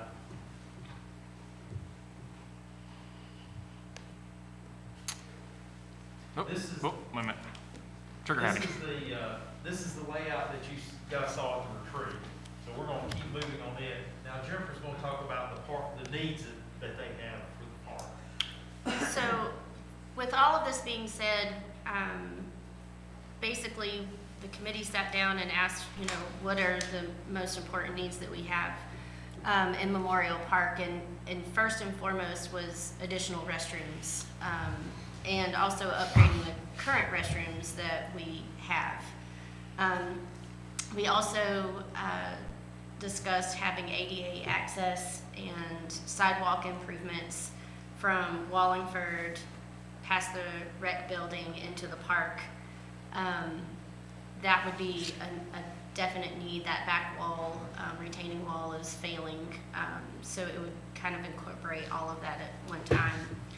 Our tennis courts, they have been bandaged for 15 years now, and they're not improving, so that would be our next need, is to redo those tennis courts and figure out why we have cracks and fix that, whatever's under there. And with the things that we're going through, this was also part of the bond money. Like, this was what was voted on by the citizens 7 years ago. So these are things that was already included in that bond money. When we did our update to the master plan, that was a recommendation to have additional picnic shelter in the park, because currently we have one. By doing so, with the new design that we have, we would essentially relocate the volleyball court, which is also in need of being redone anyway, because the sand and the ground around that is not very good. In addition, we can add another playground feature, and yes, we have a beautiful playground and everybody loves it. I've had people ask, well, where's the climbing wall, or where's, we don't have that anymore. So when you'll see in our scoring later on with Corey as to why we were adding a new playground feature, because it gives us more points towards our grant. So, and we can add another feature in there for a fairly reasonable price. Also, adding shuffleboard or cornhole will add more points. And then our last need that we feel is a need, but it's probably not the most important, is the improved access from Broy Hill Park with ADA accessibility. And we ranked these in order as to what we felt like we needed to focus on first if we couldn't do the entire project.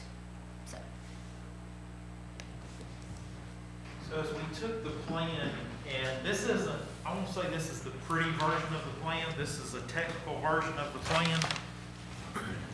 What we've done is we've looked at the elevations along the back of Memorial Park, the back of American Legion and the back of Memorial Park, and how do we functionally handle ADA access through those areas, in addition to how to address these other recreational needs.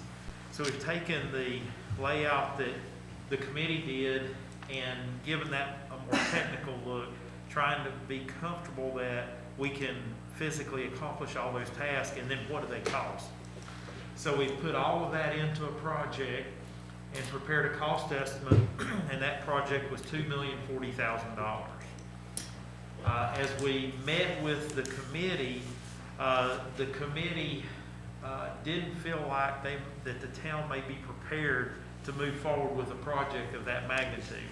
So we came up with another option, and that was the first one was option 1. This is option 2, that includes all of the park elements, but essentially removes the ADA connectivity from Wallingford to Broy Hill Park.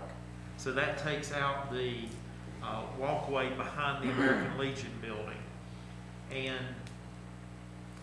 But it still maintains all of the other elements, and that helps with the priority that Jennifer gave you before of what are the biggest needs within the park.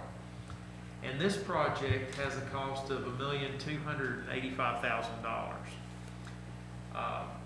We'll talk a little bit about sort of where that number came from, but that boils down those elements to those most critical. The next option is really a variation of option 2, which would be to split the project up into 2 projects. One being all of the park elements and connectivity pieces that were in option 2, but separating out the bathrooms as a separate phase. And the reasoning behind that is because the restrooms do not add to your Part F scoring. What they do is they increase the amount of the match that the town's putting forth with Part F, which makes it look more attractive because it looks like you're more invested into the park percentage-wise. But if you look at, so this phase 1 is $865,000, and phase 2, which is the restrooms, is $420,000. And that includes basically mirroring the restrooms that are there in the park and improving the existing restrooms with new finishes and new fixtures inside. This part of the thought process of this, and this may go to some of the strategies on the next slide. Actually, the next slide is funding. Mm-hmm. Do you want to talk about funding, or do you want to go to strategy next? Let's go to strategy, and then we can circle back to funding. I think that may make more sense just thinking about how the discussion is going. So part of our strategy was the town has about $430,000 of park bond money that hasn't been obligated yet. So that would be a good amount of money to do a 50-50 match on a Part F application if you were going to go into a round without the bathrooms. So that sort of fits. And then you have a separate strategy for the restrooms. But if we go ahead and submit this project as phase 2, and do that now, not phase 2, option 2, I'm sorry. So we would pursue option 2 as a Part F application now. That you would use the bond money as part of the match, and Shane will talk about the other funding strategies for the rest of that match. But that gives you optimum points aside from the trail that goes to, that was in option one. There's only a few point counts difference between that and what is in option one. And Corey will talk about that in a little bit. One thing we could do, we go ahead and submit the application now, then we begin the restroom design within the next few months, so that if the Part F project didn't get funded, or even if it did get funded, you still could do it in pieces, and you begin the restroom project this fall, so it could be completed for next spring. Then, if you did not get the rest of the if you didn't get Part F funds in this round, you apply again in '22, and that would be for the rest of the park project, and it scores the same. So that strategy tries to optimize how can we put together our most practical project for Part F purposes. How do we address the most urgent needs the fastest with the restrooms, and how do we optimize our bond monies? So that's the strategy that we're proposing as we move forward. Now let's go back and talk about the funding part of that strategy. Yeah, for a funding purpose, if I may, I'll go back to the options. That way they're a little bit clearer. So we essentially struck option one and moved on here to option two, which is the 2.85 million option. Doug mentioned earlier, there's about $430,000 in bond money that was originally sold and voted on for things like new tennis court resurfacing, the retaining wall behind the tennis courts, walkways, and park and rec features. And so all those things are within this plan. So we are attempting to utilize that bond money that was originally passed in 2014 for the exact purposes that it was sold for in 2014. Option two is 800 some odd thousand. No, option two, there's two options within option three, so let's not get confused. So option two is up on the screen now. So option two is what we are proposing for not only the grant purpose, but the overall project. And so this project in front of you scores the highest of any of the options. And so outside of option one, and Corey again can talk about that in just a few moments, but from a funding standpoint, the option that you have before you here, the $1.285 million option, would be for us to attempt to receive a $500,000 Part F grant to pair with our current bond money, which does leave a few $100,000 of a difference there. Ms. Norman and I have talked of several different options. We feel like the TDA and the ABC and those individuals within our town who obviously and often contribute to projects like this would be the most likely choice there, that we would utilize that funding mechanism. So we would not originally propose using any additional taxpayer money. We would propose using either TDA or ABC or a combination of the two to help the offset between the funding if we were to receive the $500,000 grant. Option three is if we do not receive the $500,000 grant this go around, that is what's up on the screen now. We would propose moving forward with the bathroom facilities in the interim. So the part of approval process is somewhere around August to September. So we would move forward with at least the design of the bathrooms this summer and have the ability to pull the trigger on those bathrooms, whether if we receive the Part F grant or if we don't receive the Part F grant. And we would propose funding towards those bathrooms, similar combination that I mentioned earlier, TDA, ABC, and maybe even another mechanism, Rotary or something of that nature. So we would offer it from a community standpoint to help fund just the restroom facilities. It would still give us the option to then reapply in 2022 for the Part F grant with the additional features that you still see here that are the $805,000 or 800, I can't remember, 865. But we have option. 400,000 already designated or dedicated for the park. That's correct. So hypothetically, if we do not receive the $500,000 grant this go around, we would propose moving forward with the bathrooms with the funding mechanisms that I mentioned just a few moments ago. and then reapplying in May of 2022 for the $865,000 option that would still allow us to pair our $430,000 bond money with a $430,000 grant. But we just blew the 400 on the bathroom. No. So the 400 on the bathroom would be funded through, again, those same individuals or same contributors, hopefully the TDA, the ABC, perhaps reaching out if there's a fundraiser need there to pay for that. And so the bond money would still be fully intact. We would not spend any bond money towards the bathrooms. We would wait to reapply for the PARTF in 2022. And then if hopefully it was received and we would be awarded the bond or the grant at that point, and we would still have the bond money intact to match the grant at that point in 2022. So there's an extra 400,000 that we have, that we can go ahead with the bathrooms, is what you're saying?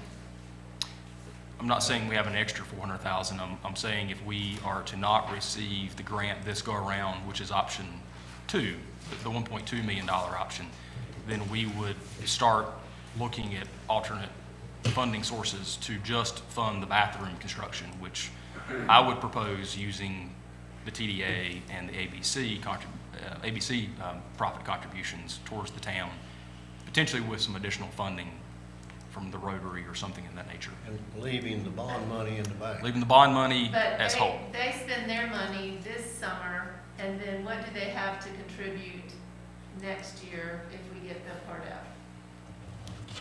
If that would be the case, we would not need an additional match next summer for the PARTF, because the PARTF, the remaining phase is $865,000. We have $430,000 in bond, and we would ask for a $430,000 grant. Okay. And so we would not ask for any additional money at that point. If the cost holds true, we would not ask for any additional money at that point. So we're saying those bathrooms are 400,000. The new bathrooms, the renovation of the old, and the sidewalk. Okay. 425. Because I'm comparing it to what the chamber has, the leadership group has done down at the school. They're building the bathrooms there for 65,000. How much? It's 2 stalls. I believe, yeah, the size, these bathrooms, what are we proposing the number of stalls? The same, a mirror image of what's out there now. What's out there now? 11, so there's 11-ish stalls. 2 men's, 3 girls, and then there's 6 or 7 in the women's. Okay. But the remodel of the current restrooms is for sure needed, and that's probably a bigger part. It's harder to remodel than to build new. It also includes, I believe, correct me, the sidewalk. The sidewalk that's there now currently would have to be Yes. obviously relocated. So that's within the purview of that And your cost proposed project. location for these new restrooms would be? The same, it's just gonna be a mirror. If you walked into the foyer, you would take the wall out that faces the police station, and you would build the same thing on that side. Proposing essentially a breezeway, I guess, between the two that would allow us to have the ability to close one side down and clean versus having the other open during that time, similar to like a rest area type restaurant, so you can close down the two, is what's being proposed. It'll be like what's sometimes referred to as a dog trot house. Yes, sir. What is the length of time we have left to spend that bond money? So glad you asked that question. It was mentioned during the retreat that we were proposing to apply for an extension of our last phase, which was set to expire in December of 2021. I cannot give you, I think it was Thursday or Friday, it was one day last week we received notice we did receive that extension. That's a 3-year extension. So we technically, Nicole, is that correct? We now have until December of 2024 to issue those bond, phase 4 of the bond money. And I don't know if we mentioned this earlier, the PARTF grant, so if it were to be received this time around, we would have an award notification around the August-September timeframe. That allows us, that starts the clock for a 3-year project completion, is that correct? So we have 3 years to complete this project. So we would probably still propose, if we'd be fortunate enough to receive the award, we would still probably break this down a little bit into a phase standpoint from a construction. We'd have to go through that process. of how that would look. But you have 3 years, so the timing would match up very similar to our bond money, so around 2024. So Shane, the council could agree to say, just hypothetically speaking, option 2, but if the grant money did not become available, they could always back up to option 3. Phase Yeah. 1 To what? Phase 2. or phase 2. Phase 2 Phase and 2, back up to yeah. phase 3, yeah. Yes, without speaking for the group, and obviously Mr. Harwood or anyone jump in, that would be our recommendation, is that we go for option 2, which is our first option. We prefer to at least attempt to move forward with this option in anticipation of receiving the $500,000 grant, to use our phase 4 of the bond money to offset $430,000 of the $500,000 match, and then lean on the other contributors within the town, the TDA and the ABC, to help offset the remaining cost. If we were to not receive that grant this go around, we would still want to reapply. Mr. Osborne from High Country Council of Government is on the call, and he can tell you the difference in the point structure, and it really doesn't change. There's nothing necessarily to lose in going for this option this time and then reapplying next year. The point system essentially stays the same because the bathroom facilities do not add any points to the structure. And so in the interim, we would still like to move forward with at least the design of the bathrooms, and if we receive negative news on the grant award, we would bring back to the council to move forward, hopefully with construction of the bathrooms prior to the summer of 2022, while we reapply for the remaining portion. Okay, my question would be, and maybe the council has this question as well, if you're denied the first request, the first application, why would they approve the second? Corey can probably answer that best, but what I do know is that that is not all that uncommon. And that if you're denied, it may not be because you have a bad project or an unattractive project. It may be just who you're competing against in that particular year. For the money's available. For the money's available. Also, if you're denied the first go-around, you will get feedback as to, what is it, the RSS? Yeah. Regional Recreation Services will give you some feedback, and you can use that interim period, that year, to tweak your project to be more attractive. They're getting more points. To get more points, we've squeezed about all the points we can out of this. And Corey will talk about that. One of the things I really kind of want to emphasize, and Shane touched on, probably our greatest need, it has no points. And that's the bathrooms. If we weren't even thinking about doing part F, the committee would come back to you and say, we need bathrooms. And so the strategy is, well, we can look for a match up to what we already have, which is $430,000, or we can look to get $500,000. If the town of Blowing Rock goes in there and says, we're willing to put up $800,000, if you'll match us with $500,000, it's a much stronger position than going in there and say, we got $430,000. So we're trying to use this greatest need and potentially some funding sources outside of taxpayer money that we can leverage our position.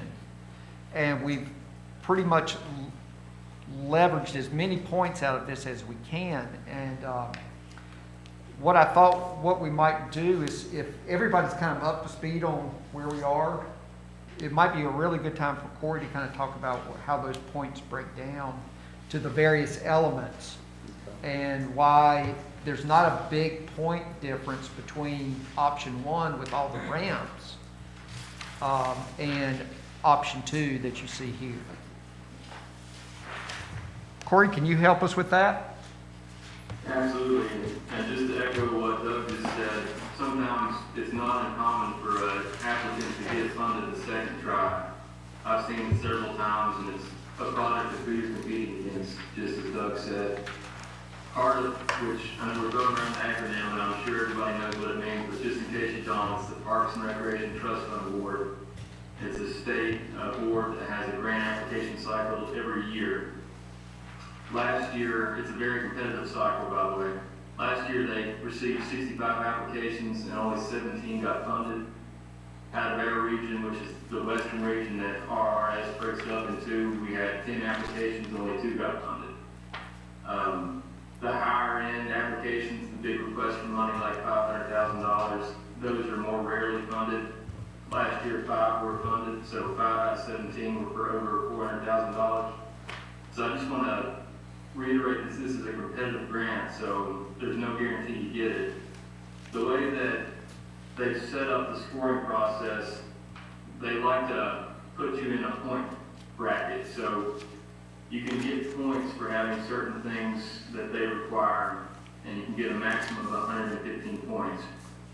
To preface this, they have full discretion. So even if you score higher than another community, the board has full discretion to award that community instead of you. And sometimes they do that for the purpose of geographic parity, so that they have distribution of funds across the state. And sometimes they do it just because of the way the project funding amounts break down. So with all that said, it's still important to score as high as you can, because that's the criteria that staff and the board uses to objectively look at a project. So you can get a total of 115 points. So the spreadsheet that you're looking at in front of you breaks down how you get those points.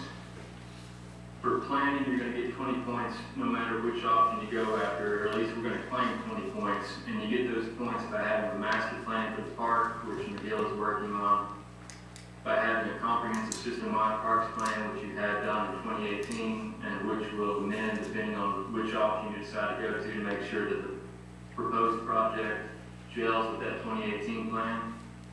And then you get 3 points for having a 3 to 5 year CIP capital improvement plan, which McGill is working on updating as well from your 2018 plan. You get 15 points from public involvement. You get 5 of those by doing a public meeting exclusively for PARTIC, and we had discussed, council having a meeting exclusively to discuss the project at the end of this month. So you'll get 5 points for holding that. 5 points for having a recreational needs survey, which was done already in 2018. 3 points by presenting the proposed project to 2 or more civic groups, which Jennifer and David and everybody are already working on putting that together, so you'll get those points. And then 2 points by having support from the Parks and Rec Advisory Committee, which obviously that committee's already well on board with this process.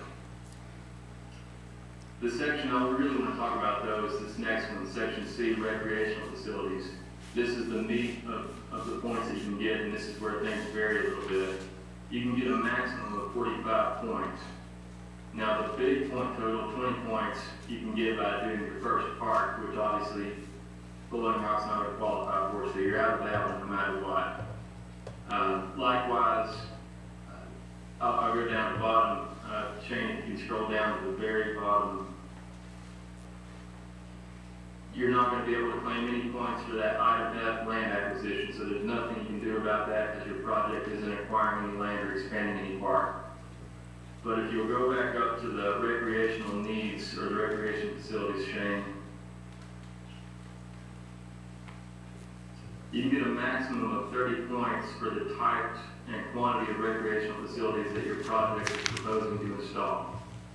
You get more points for putting in recreational facilities that are new to the park, that don't exist there. There's nothing like it. The more that you provide from 1 to 3 or more, the more points you get. And you can see that in column D. If you have 3 or more types of new recreational facilities, you get 20 points. And that scales all the way down to 1 type of new recreational facility, you get 10 points. So if you have cornhole or shuffleboard, which currently does not exist at the park, that'll get you 10 points from that section for both option 1, 2, and 3. Second section is add facilities that are like the existing facilities at the park. So if you look there, right above where Shane has, or right below where Shane has highlighted in column F, those are the facilities that are proposed as part of option 1 The difference again between option 1 and 2 and 3 is that option 1 includes that walking path behind the American Legion building. So we cut that out. You can't include just plain sidewalk, which is going to be installed in Memorial Park as a walking path. They would consider that a support facility. But the main goal is to get 3 or more types to get the full 12 points for this section. And you have 5 there in option 1, or excuse me, 4 there in option 1, and 3 in options 2 and 3. So either way, you're getting 12 points that we would claim regardless of which design you go after for that section. And then finally, the third section is major renovation. You score less points for doing these activities, but by redoing the volleyball court and the tennis court, you'll get 6 points from this section because that's 2 types of major renovations on facilities there. Corey? So, Hey, Corey, Yeah. this is Virginia Powell. I have a real quick question. Does this have to be contiguous space when you do the, does it all have to be touching for point scoring and stuff? Because we did have land access acquisition this year. Is there some way to include that even though it's not beside the park? it would have to be expansion of this park if you're going to claim it. So it all has to be in this one area, it can't be across the town? No, it can't. They wouldn't count that. Okay, thank you. And also, just for clarity, for future reference, if you do want to do a park expansion, it's best policy to wait until after you've submitted your park application. This is the first year they're allowing you to claim park expansion, go ahead and buy it, and then apply for money to pay for it. But you have to have approval beforehand to do that.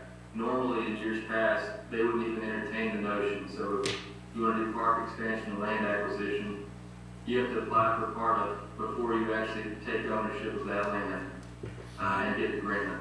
So this year there is some wiggle room in there, but not enough to allow you to do that. Right, okay. Thank you. So both options for that recreational facilities, you can get a max of 30 points. Both options are going to result in 28 of those 30 points as currently configured, regardless of which one you go with. The main difference is this 5 points in row 25, and that's for the project that provides a trail or greenway that's a quarter mile or longer. Option 1, which has the American Legion walkway and connecting into Memorial Park, would give you the 5 points. At least we would claim it. There's no guarantee that they would count that, but we would claim 5 points. Option 2, where it cuts out that trail behind American Legion, we wouldn't get that 5 points. So if you'll scroll back up just a little bit, Shane, you can see that option 1 for this section is going to give you a total of 33 points. Option 2 is going to give you a total of 28. Site suitability, regardless of what you do, you're going to get 5 points for that section, and you can kind of see what makes up those criteria. At least we're going to claim 5 points. Again, all of it depends on whether a party accepts your claim or not, but I think you can make the case on all of those to get the 5 points. And then finally, you would get the 15 points for sure on Section E because you have a full-time Parks and Recs department that manages the site. So you can get a total of 115 points max. Because you aren't doing land acquisition and because this isn't your first park, really Blowing Rock can only get a total of 90 points max. Option 1 gives you 88 of those 90. Option 2 and 3 both give you 83 of that 90.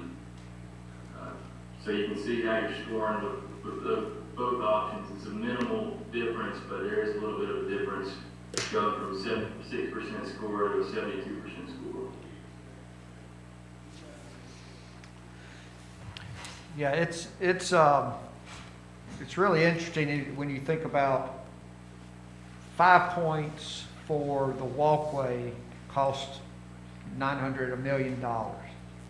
2 points for $200 worth of cornhole costs 2 points.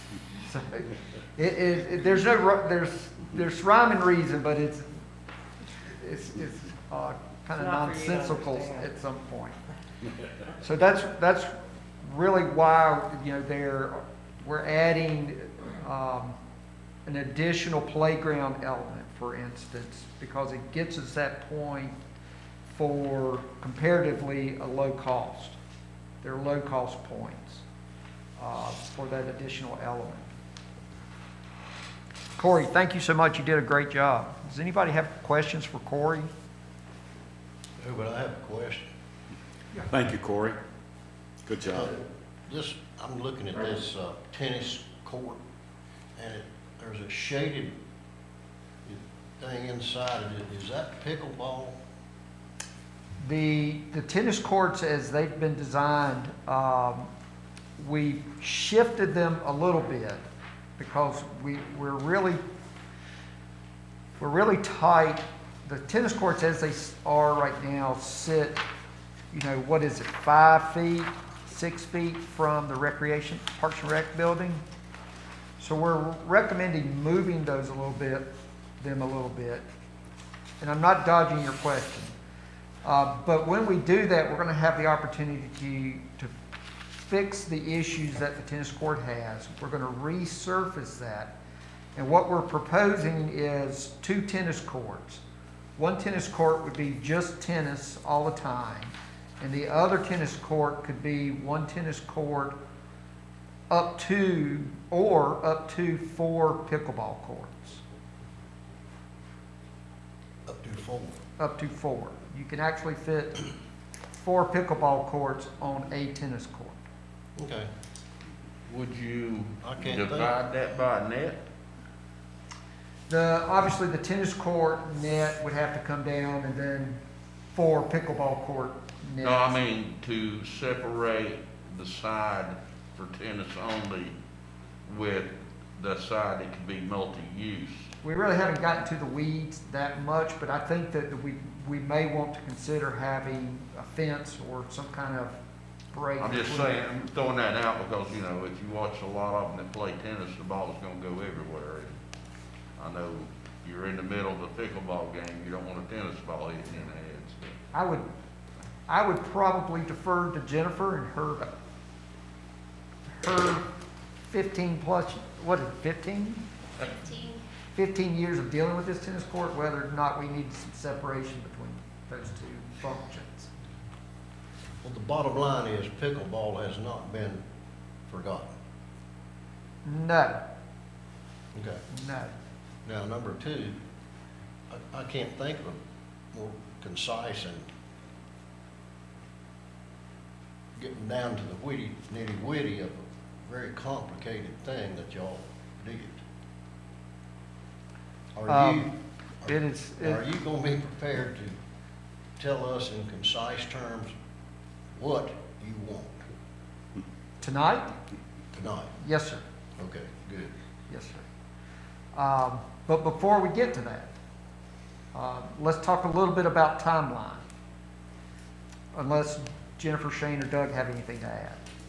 The only thing that we discussed that could be an option for the tennis courts is you technically could have one tennis court and you could make permanent pickleball court.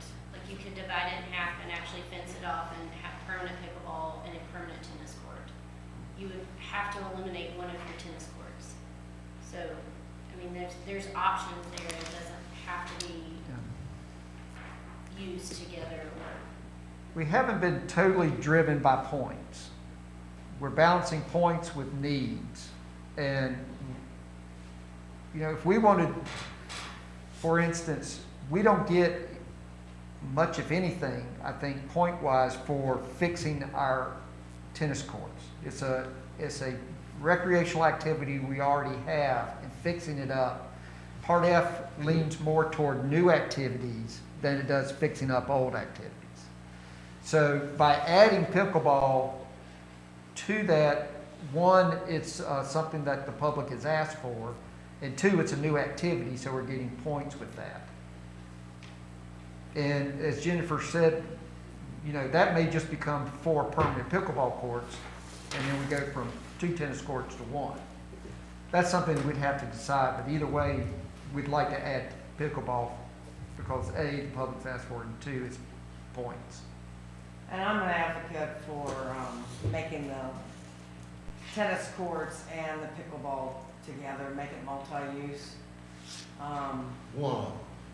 Now, I'm actually recommending that both of them. Oh, okay. And then you can limit the time.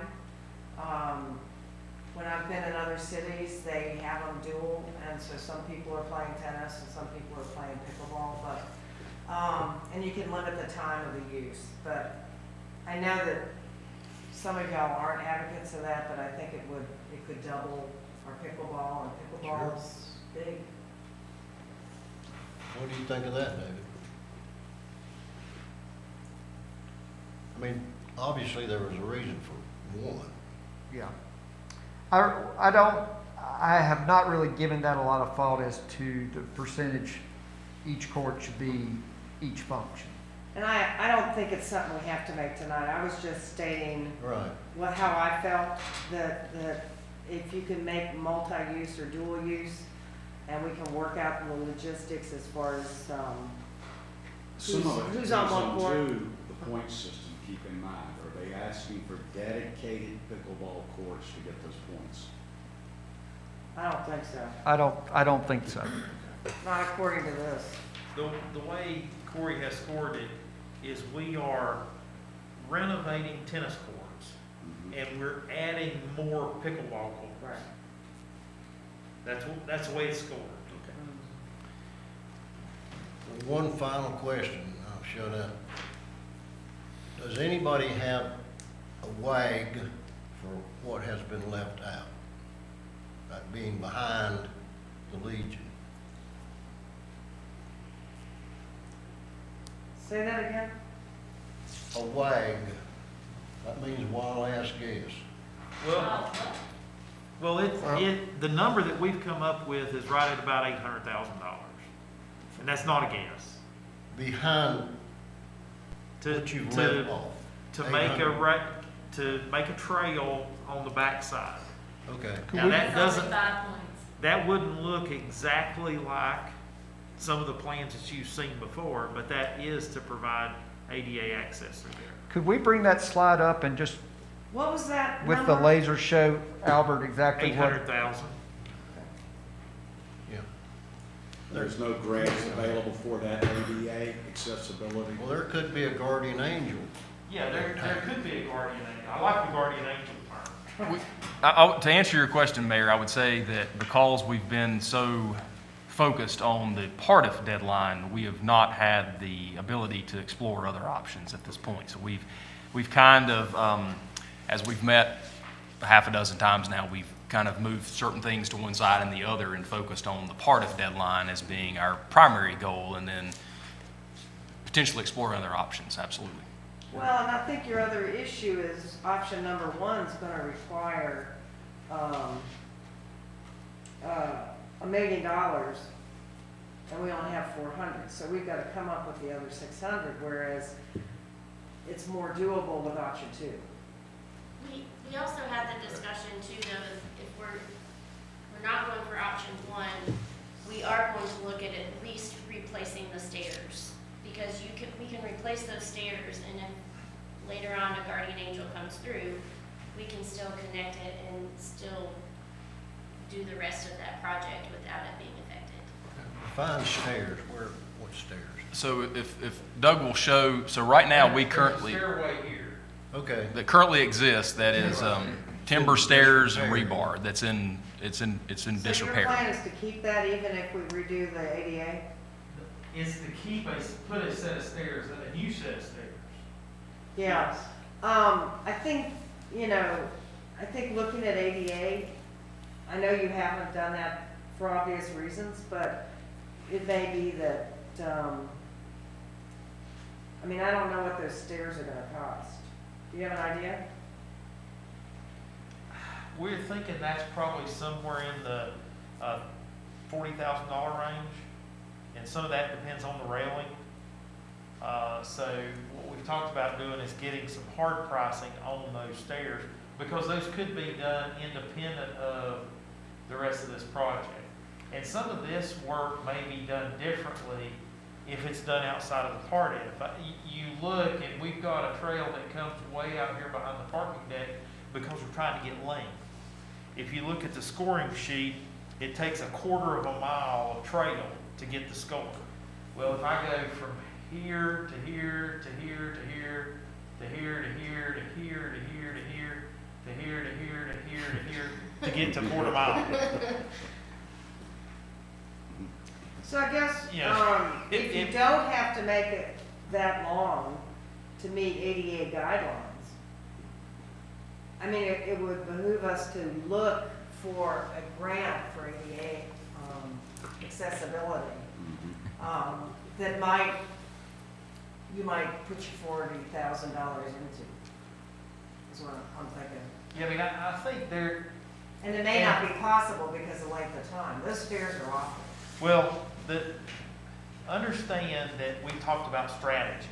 And the strategy is, how's the best way for the town to move from where you are today to where the committee thinks you need to be in the future? And that strategy is best positioning the monies that you have, the grant monies we're trying to get, and the additional local monies that you can get. Right. And that's why, and in the short term, that is option 2. Right. Because adding option 1 requires a lot of money that hasn't been identified, with not a high likelihood of making us that much better. Yeah, I just don't want to forget about the piece behind the American Legion, because it's so necessary. And if we, whatever we show in our application is what we have to build. Right. So if we show all of those walkways, that ADA walkway, and we get a $500,000 grant, we have to come up with the money. Right. It's not like we can just cut it out after Part F Right. is awarded. And as far as if I remember right, you know, we still have a group that is looking about doing the back of the Legion building. We haven't heard an update from them, but we do have a group that it was. I think, that- well, that's true. So the amphitheater is gone. Yeah, Right. yeah. If we put that walkway thing up there, if at some point we do all those walks, and then all of a sudden we want to do the amphitheater,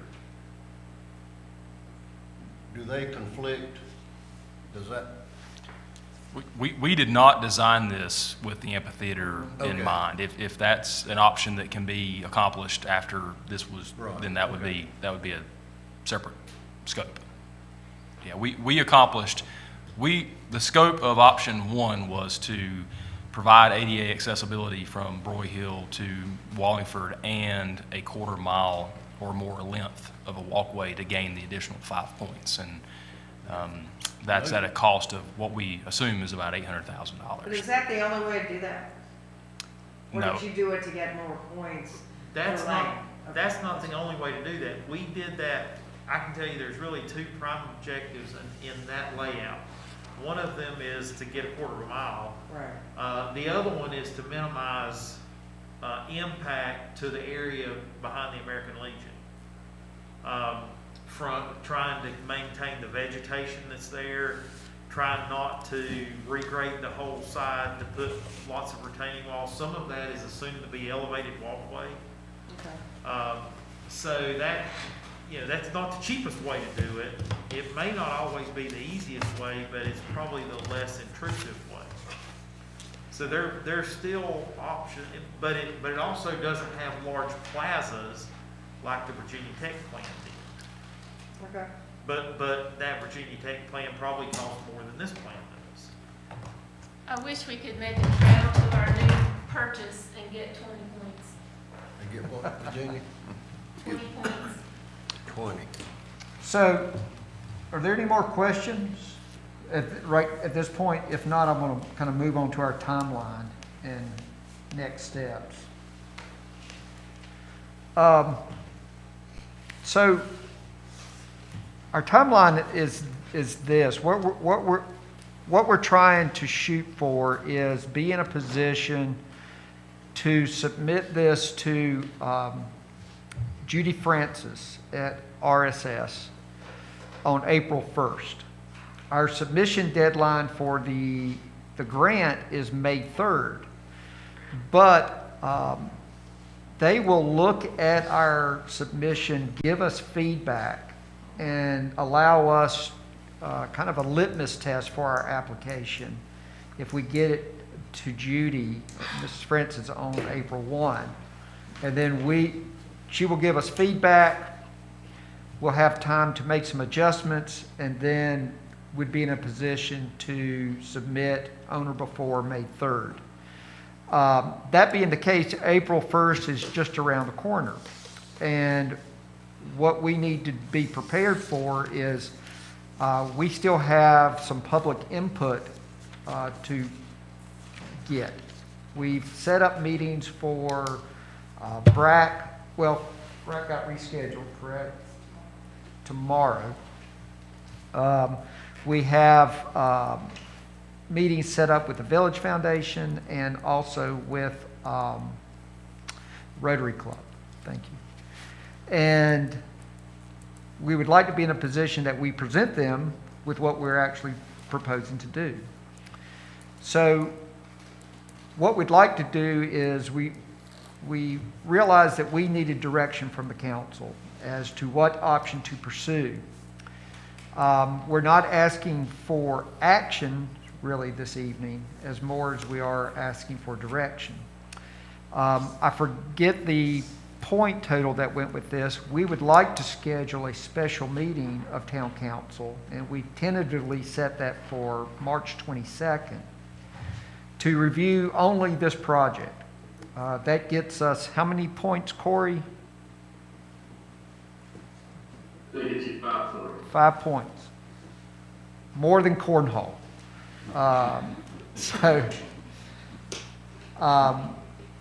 it on your day, Sue. They put I it on know, Monday. they're thinking of me, thank you. Is that your Okay. birthday?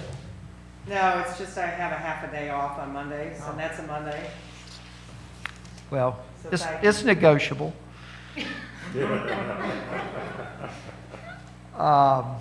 But we would like to schedule a special meeting with council, one, to take public input on this project, and two, to do a couple of things. At that meeting, we would be asking the council to adopt amendments to the 2018 Master Park Plan, adopt the site-specific plan for this project, adopt the capital improvements plan, and then take action to allow the committee to submit this for Part F grant. That would happen on March 22nd. So then that's gonna be more than a work session, it's gonna have to be a special meeting for us to do, It'd be a special meeting just for Part F. yeah, so, because otherwise we can't, if it's a work session, we can't. No, it'll be a special meeting. Corey, I have a question. Just Is, to verify, the 2018 plan update and actually approving the part of grant and adopting the site-specific master plan would actually be the April meeting. March 22nd, all you can do is talk about the park project. You can't do any of the adoption of, or updates of your existing plans. those need to happen at a regular. Thank you, Corey, for clarifying Is that. that Corey? Yes. Okay. Will that meet the deadline if we do that? Yeah, we will, The submission deadline is May 3rd. Oh, The April 1st is a preview deadline. so that would be good, because we would have the council meeting after you get your input from the part of We review. hope so. We're given the option to modify, David. I'm sorry? We would be given option to modify by that lady you're naming. She's just going to review it, and then we would, based on her review, we have a little bit of time to modify it, Okay. not substantially, But some, some. So You can tonight- choose the color of your it's better than cornhole none. boards. If you're looking for, as you said, guidance, I personally am liking option two. So, And I think that's what you're looking for tonight is what the council as a whole, as far as guidance, what we're looking at. I personally like option two, I think we being ought to make a phased into motion. two separate, and I think that's what you had it is, the bathrooms will do one way, the rest of it will do the other. As far as me personally, that's my route that I would go. Is that a motion? I think we need to make a motion, Well, that's a motion. and, so, okay? Second. Doug's made a motion. Let's- Al seconded, and I just want to clarify Yes, sir. that we are talking the right option too. yes, So I'm going to put it up on the screen. Is this the option two that we're referring to? that is correct. Yes. Okay. That's- Let's start calling it option Is one. that, Wait. Now, that's the option that we phased in, we're gonna go ahead with the bathrooms. Or is that, We would want to, and Corey may want to input here, we would want to start the bathroom project after we submit the application and let them tell us it's okay. So So article lets you spend any, if you want to claim the money that you spend on the bathroom as part of your match, you can't spend any of that money until you are awarded the part grant and the grant contract is executed between part and the town. So, come August or September, when you find out if you do or don't get the grant, if you don't get it, then you can start spending money on the bathrooms and reapply next year. If you do get it, then you'll sign a contract within a month or two after the award is made, and then you can start spending money on it.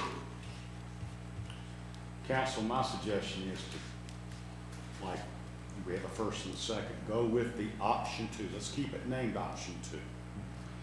And then option three, phase one and two would be their fail-safe or backup. That's our, if we don't get the grant. if we don't get the part? Right, Correct. exactly. So, yes, Alan? No, I just said that. Oh, okay. So, any further discussion? This is wonderful work, Yeah. and regardless of what happens, I'd like to see this in place regardless of what happens. We needed to do this, and thank y'all so much. I know that was a lot of meetings in a short amount of time, and y'all all juggled your schedules to make this happen. Thank you so much. does that give us the clarity we need? it does. So what we need, because beginning tomorrow, based on this timeline, we will start presenting this to two groups tomorrow, which is BRAC and Village Foundation. And then we have Rotary on Monday, the 15th. Is that correct? So this gives us the option to present to them, which is the proper guidance that we need. We didn't know which option you may go with. Obviously, we were in hopes of the option you're picking, but we need that guidance to be able to present the exact option we're moving towards with those civic groups. And we'll be able to gather that feedback to then give back to the council. Right. Will you let them know that if option 2 is not funded, that we would like to do phase 2 of option 3? Yes. Okay. Yes.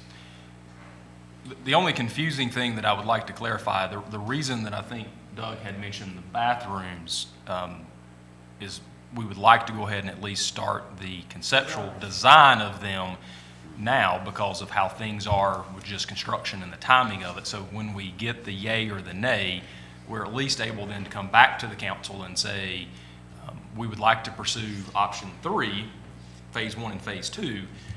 Here's our funding sources that we've been able to identify towards the bathrooms at that point. So we did. But Corey said we can't pay for that from the Part F. If y'all went ahead and That's right. did that planning, that would have to be extra. it could come from, eventually it could come from the town's piece of that, or one of these other entities' piece of that. It's a very, I think, a minimum fee to get the design work kind of kicked We're off. talking about something in the $20,000, $30,000 range. But I kind of want to emphasize too, as you put this out, is that we're letting people know that this is not, no taxpayer money really is being spent on this project.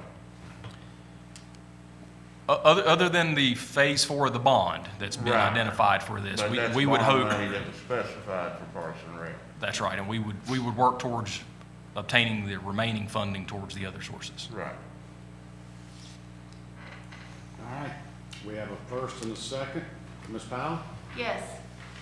Mr. Johnson? Yay. Mr. Mass? Yes. Ms. Sweet? Yes. And Mr. Harwood? Yes. Okay, so, Mr. Thank you, Harwood everybody. and Shane, you have our Thank you. blessing to go forward. job. So thank you for your hard work. Thank you, Corey. Thank you, Corey. Thank you, Thank you, Doug. Doug, Jennifer. Thank you so much, guys. Let us know when those meetings are, if you need warm bodies All right. there. Oh, okay. We're gonna Tomorrow. we're gonna recess for 10 minutes, and we will return at about 8:37.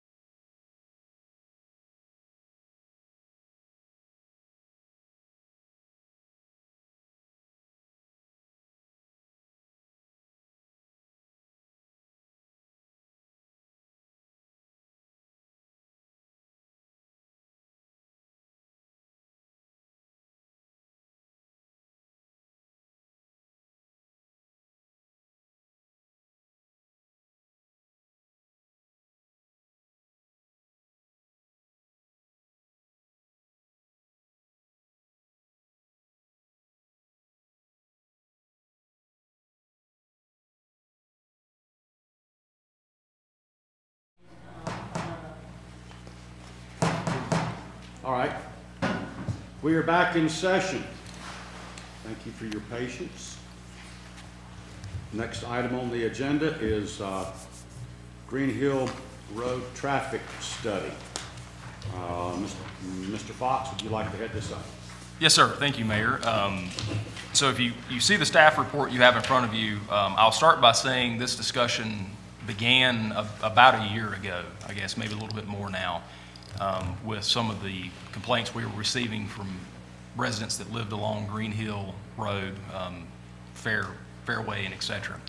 At that point, I had contacted North Carolina Department of Transportation, who had put me in contact with Ramey Kemp Associates, professional transportation engineering firm with locations in Raleigh, Charlotte, and Asheville, and had asked them to propose to the town what a traffic study on Green Hill would look like from a scope and a cost standpoint. They were able to provide that to me this summer, but we were in the midst of COVID at that time and did not pursue moving forward with that study. At the February 9th, 2021 regular town council meeting, town council instructed myself to solicit and receive an updated formal quote and scope of services for the before-mentioned Green Hill traffic study. So I reached back out to Ramey Kemp and Associates, and included in your packet, and I will bring up here on the screen, is the proposal and scope of project that is here to present tonight. Overall, you can read through. I will not give you, read each word, but essentially we are looking to have a full traffic study conducted from 321. Sorry, that was me. Sorry. We are looking to. Okay.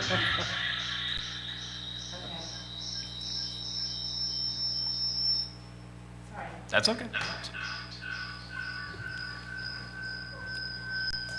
Sorry.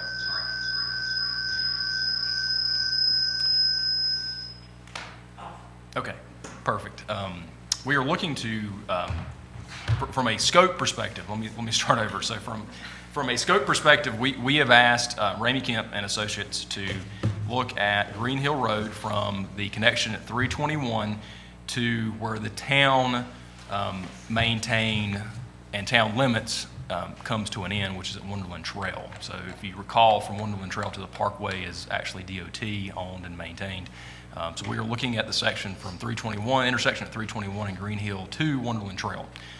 We have asked for a full scope from a traffic engineering study that will look at not only traffic calmness or calming measures that potentially could be had from stop signs, speed bumps, things of that nature, but also looking at traffic safety, shoulders, the guardrails, et cetera. We also have asked them to look at traffic counts. We've asked them to look at traffic from a speeding standpoint. We've also asked them to put in the new projection here a public input portion. And so earlier tonight you heard Ms. Lowry talk about how would they know about certain things that happen on Green Hill that may not happen when they're here.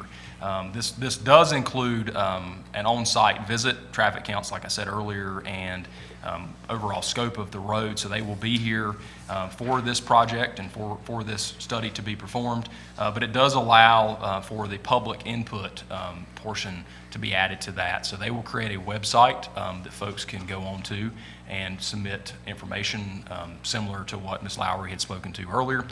It will allow them to even pinpoint the area in which the problem may occur, if it's Fairway Drive or et cetera.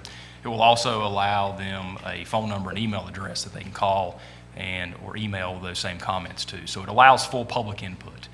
We're proposing a timeline. That timeline, and I don't think is within the draft that you have here, but we're proposing a timeline of starting the public input around Memorial Day and continuing that through the 1st of July. They would be on site here around the 1st of July. I think that's when our traffic counts are probably the highest. So if they're looking at traffic study from that standpoint.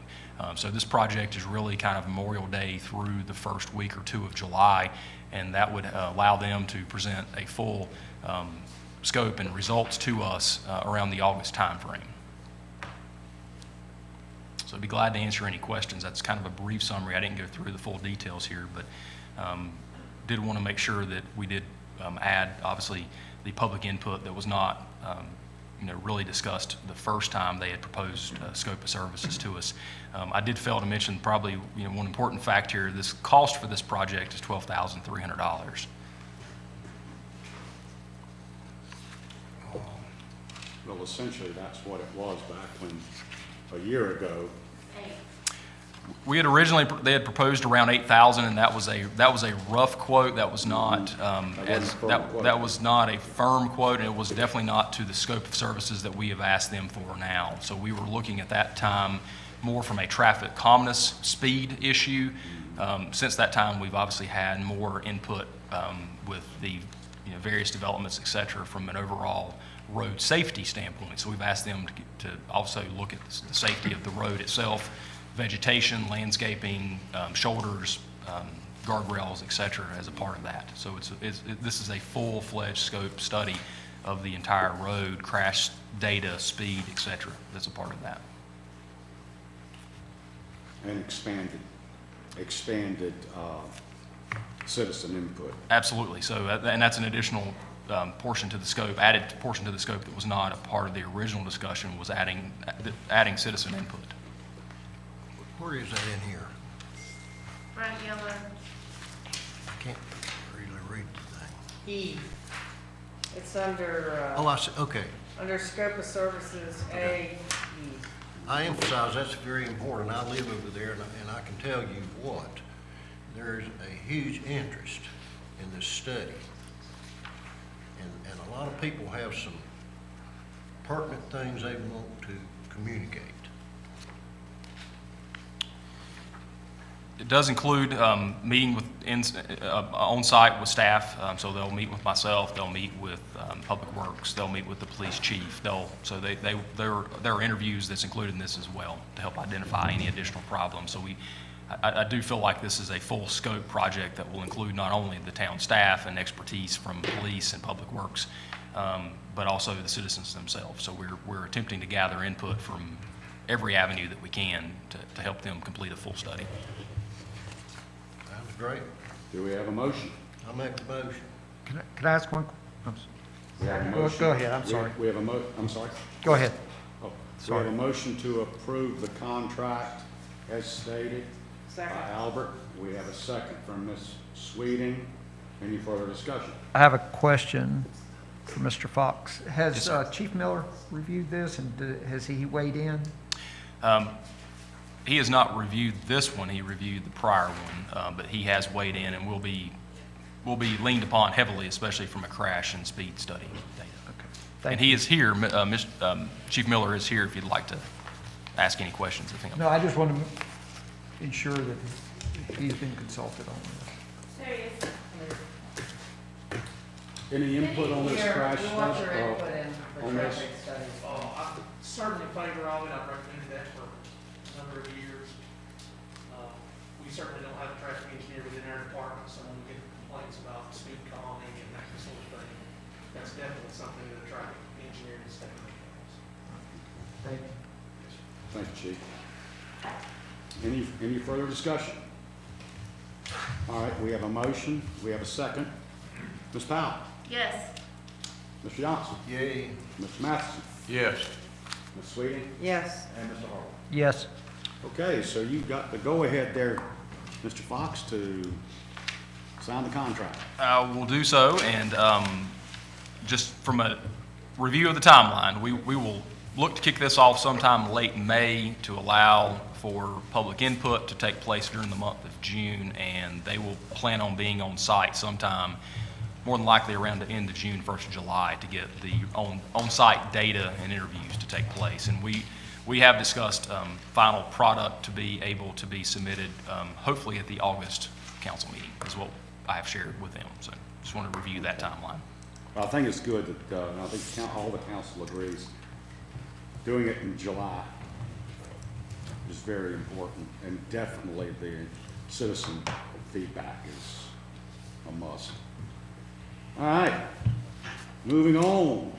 Let's see here. We have an update from Mr. Fox on our Blowing Rock ambulance. Yes, sir. So at our February 22nd special meeting that was conducted to discuss the ambulance service in Blowing Rock, you, the town council, asked several follow-up questions of Mr. Craig Sullivan, owner of Watauga Medics. Since that time, Mr. Sullivan has been in conversation with town staff regarding those questions and potential next steps. So town staff, as in myself and Chief Graham, have been in conversations with Craig Sullivan on potential answers to those questions. I don't have a great deal to update other than the fact that the three questions that were asked are, can we hire potentially Watauga Medics as an independent contractor to provide ambulance services to Blowing Rock? Mr. Sullivan believes from his standpoint that you can. However, he has referred back to the county manager and the county attorney for full clarification of that. Number two, could the town of Blowing Rock potentially hire an outside entity to perform those same services, an ambulance service, 24/7 service in the town of Blowing Rock? Again, it's been referred back to the county manager and the county attorney. And do we have a contract to provide backup service? All three of those questions have been provided in writing to the county manager, who has referred those to the county attorney. We have received acknowledgement back that those have been sent to the county attorney, and we're waiting clarification on those questions. So I don't have a great deal to update other than the fact that it has now moved on from Mr. Sullivan to Watauga County, and we're awaiting Watauga County's response to those questions of what's allowed and not allowed, or what steps must be taken to be able to accomplish those goals, if possible. So we're waiting the Watauga County to give back clarification on those questions. Well, I'm very pleased, and the council is too, that this is moving forward, and that the county is taking favorable actions moving forward. So How were these questions addressed with the county? utilizing email. So they were emailed to the county manager, and the county manager acknowledged receipt of those, and then emailed back myself and copied the county attorney, also copied Mr. Sullivan, and I have forwarded those to Chief Graham as well. So we do have acknowledgement of those questions. Thank you. Thank you, Shane. Certainly. Would please? Well, You want to do a report? Oh, a report. Sorry. Getting ahead of myself. We're still here, ladies and gentlemen. We're going to do our individual reports. The only thing I have is, well, I have two things. One, I hope those people that are wishing to get their vaccines can get them as soon as possible. I stress that it's very important. I have had my first one. Thank goodness, no issues. And it looks like people are jumping up to the plate and getting their vaccines, and I think it's good. I'm hoping that hopefully this summer we will see some return to normalcy, and we're able to hug our family members and our friends and go forward. That being said, it is possible in April, after I get a consensus from the council moving forward, and provided the governor's office changes some of their guidelines, it is possible we might go back to a regular meeting in April. I am recommending that even if we do, we still have the Zoom approach that we've been using for the public. But that's still, as we all know, up in the air. It's going to depend on what the governor does. And then once the governor, if he relaxes his restrictions, then I will contact each council member and get their feedback and see what they would like to do. And I want everybody to be safe and feel safe. So if not, if we don't see it in April, well, maybe we'll see it in May, but we'll move forward from there. Ms. Powell. Nothing to report. Mr. Johnson. I'll make my comments contingent on, does anyone of us want to hear about the good news for the Legion Post? Well, of course. Yeah. Yes. Well, the Legion, State Legion, had a meeting, and our Legion Post was the subject of some of that meeting. And as I told you earlier, we have been threatened with being thrown out of the Legion system because we only have 5 members. Well, I found a real angel in Lenore who's a big cog with the Legion. His name's Irv Uto, and I've got to know him well, and actually told him with a name like that he had to be a success. And he was. He came through for us at the meeting, and we presented some things to Irv, like maybe we're small, but we have Memorial Day services and we have Veterans Day services. And we put out over 600 American flags with the help of the Rotary Club, I want to emphasize, at several cemeteries, including the town cemetery, every year. So miraculously, the group, the committee said, well, okay, 5's enough. So we're going to survive. Good. Very good, Al. But the better news is, the military is all about networking and esprit de corps, and somehow the word got out. And we've picked up about 8 new members, basically. Hillary's husband's one of them. He's Very good. a former Marine. We actually picked up a Marine that lives in this town that retired from the Marine Corps about a year ago. We actually have gotten a member that's got 37 and a half years in the U.S. Army and is retiring soon and moving here from Raleigh to become a member. So it worked out well, and we're going to survive with more than 5 members. Good job, Al. Yeah. Very good. You've had 120% growth. Say that again? You've had 120% growth. Again? Congratulations. Well, we didn't put it in the paper, we didn't put it at the post office, but the word got out. I saw it on Facebook. And the military, everything you do wrong in the Navy, you're accused of being the 10% that didn't get the word. So we got it out somehow. And Very good. I'm heartened. Well, thank you for what you did, Al. Well, Jim West needs to be named here too, because Jim's our adjutant, and he and I work together, and I thought we were maybe gone. Well, you and Jim West did a good job. We enjoy, our family enjoys all those. Oh, I know you do. The memorial, all 3 of them. And hopefully we'll do it again be able to do it this year. We'll be out there. Mr. Matheson. If you'll bear me some time, I've got quite a bit to discuss. I've been in, so, you know, as I said on the board of directors for the league, we've had our board of directors meeting. It was a 2-day meeting, Zoom.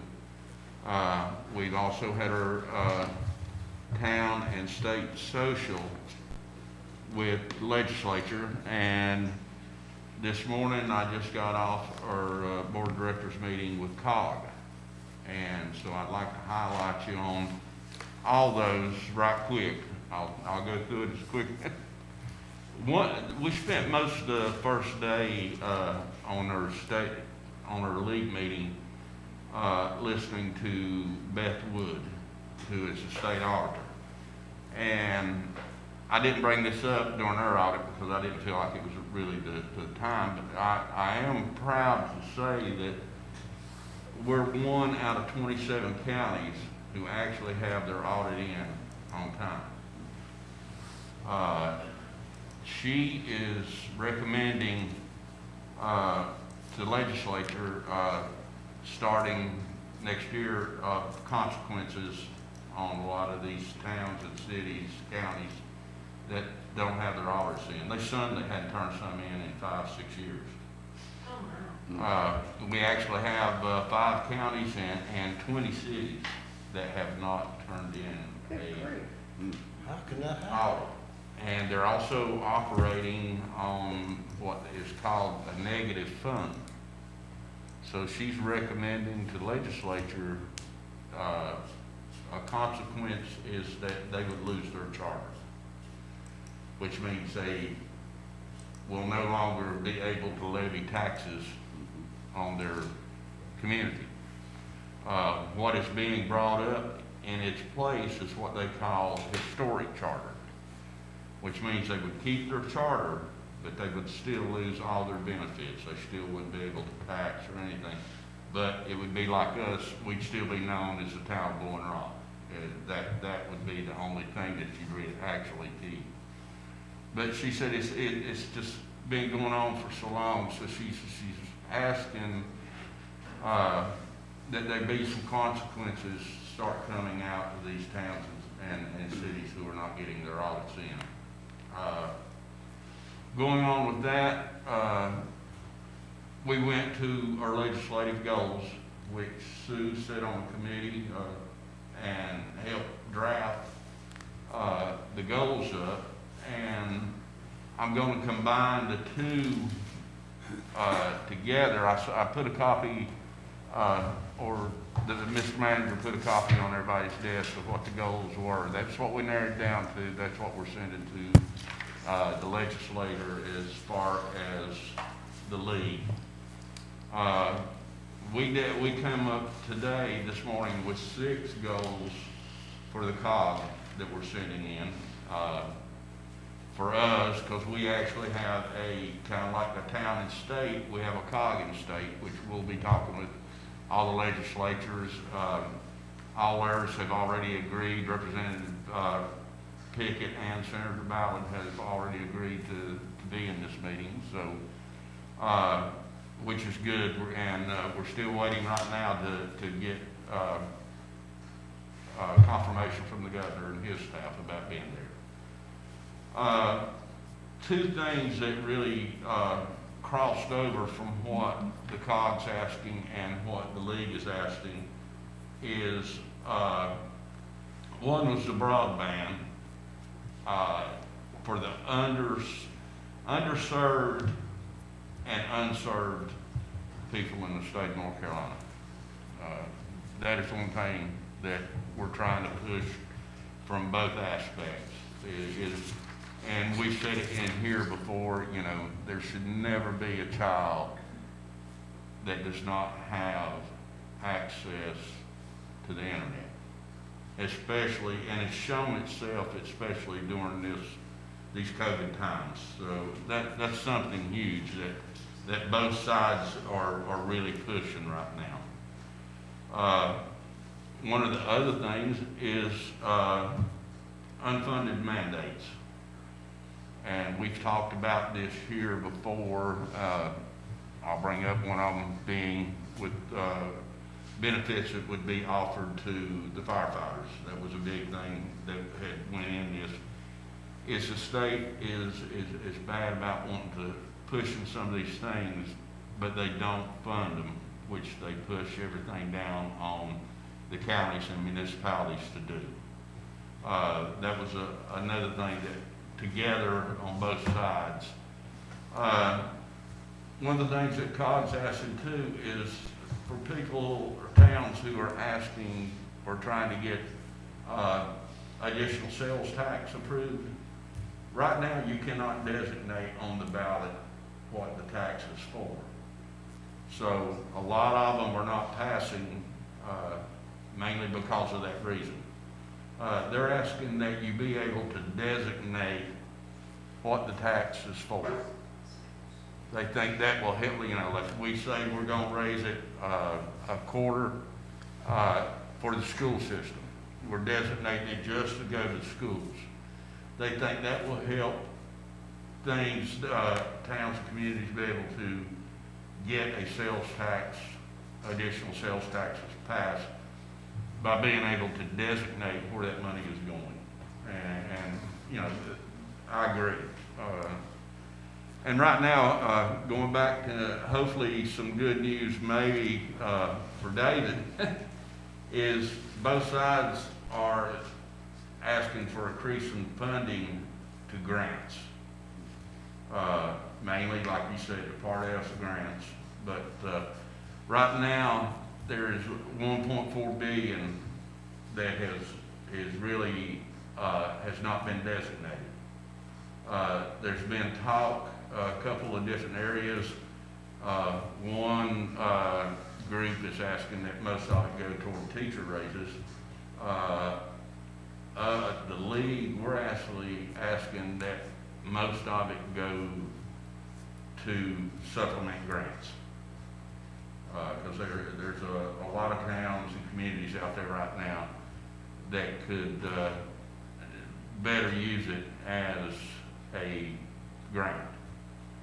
And that, in a nutshell, is pretty much putting all three of them together. So I'll keep you updated as things progress. So. Thank you, Doug. Thanks for the updates. Ms. Sweetie. Bonding company's about to get mad at you. Thanks for your hard work, Doug, on all those projects. I know that takes a lot of time. I don't have anything to add. Okay.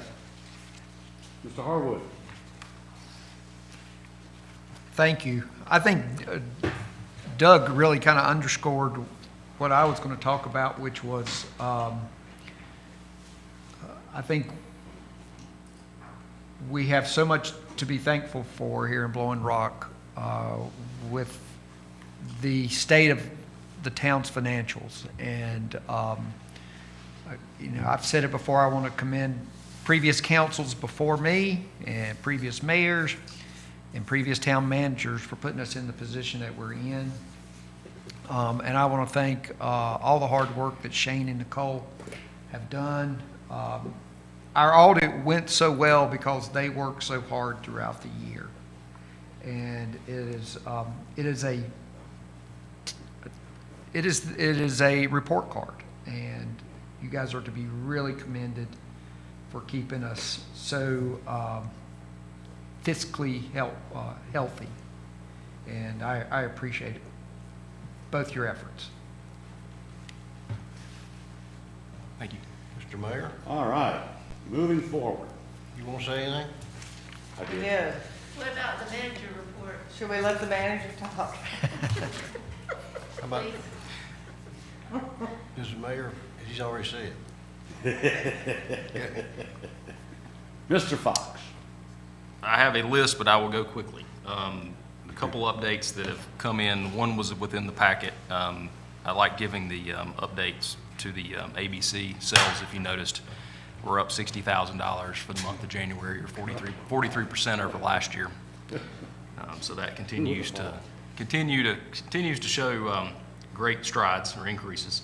Right before the meeting started, Ms. Norman provided to myself, and I'll provide it to you all later tonight, January TDA numbers.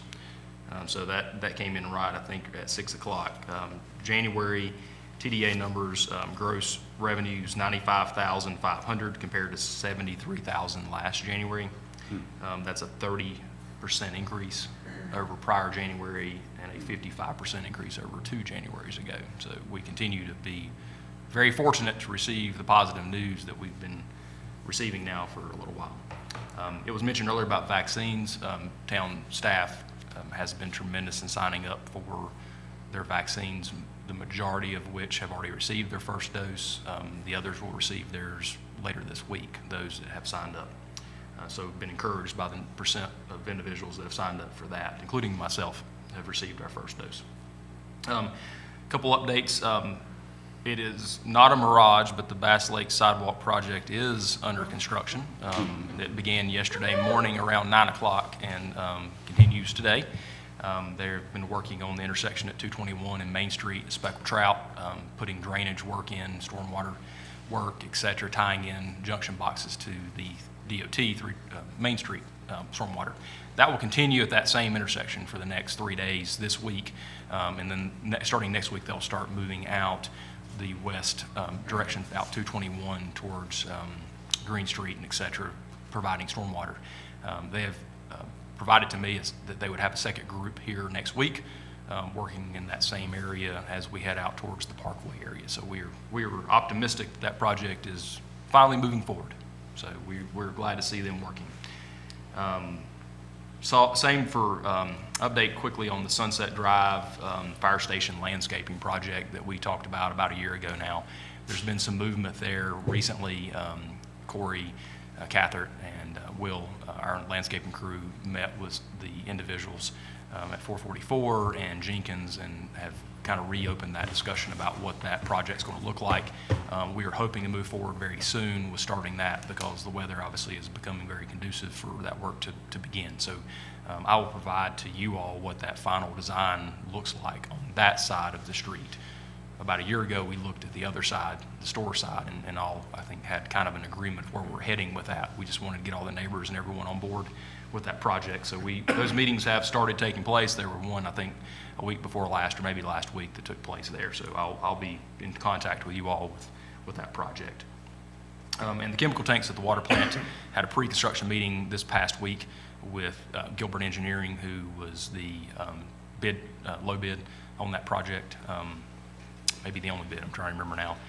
That work is to begin any day now. Tanks have been ordered, and that project cleanup, et cetera, is going to take place over the next, several weeks. It's a pretty daunting task to clean up the chemicals there, but that project is moving forward as well, and we're hoping to have that completed very soon. With that concludes my updates. Be glad to answer any questions.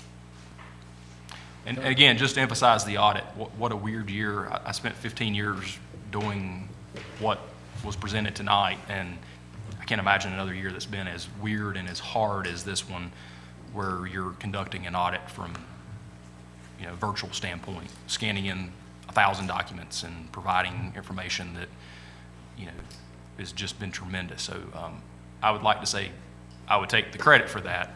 I provided 0.1% of the overall work that went into the audit. I may have answered some questionnaires and provided some feedback, but Ms. Norman and the staff here have done 99.99% of all the work that went into that. So I would like to say thank you to them for putting that effort in. So. Shane, what day was it in March when we shut down? 13th? March 13th was a Friday. The mayor met me here on Saturday, March the 14th, to sign the first at that time. We'd only known a year ago today. Can you imagine? And March 16th was a Monday, and we put the sign up on the door that said we would be closed for 2 weeks and we would reassess. So Wow. it's been an interesting 12 months. Mr. Matheson, Do you know how old Gilbert Engineering is? Mr. Chapman may know the answer to Gilbert Engineering. Do you know roughly how long they've been in business, Mr. Chapman? Not off the top of his head. I would say quite some time. I know they have. That's one of the earliest memories I have. I was to say they have. I have projects that in the uniform area, Hickory area, that I remember from 15 years ago, 20 years that they worked on. So Much older than that. yeah, quite some time. Doug, did you have something else you wanted to say? Yes, I did leave off something that I do think it could be important to the town, if it happens, and this is, right now, we're going through municipal redistricting, and how it affects the 2021 municipal elections. Nobody here in this county actually runs on districts. It doesn't affect you that way. But what may affect us is there is some talk down there of not having any elections at all this year. Of moving all the elections, to next year. The league as a whole, we're against it. Oh my gosh. We still think that the communities, the municipalities that doesn't run on districts should be able to go ahead and hold their elections. So, right now, and like I said, right now it's just talk on that of not holding any elections this year and putting all the elections off to 2022. So I failed to mention that. I thought it might be something that could affect us in the long run should it happen. An adjunct to that is, my information is, that talk is emanating from the North Carolina Board of Elections. 5 people.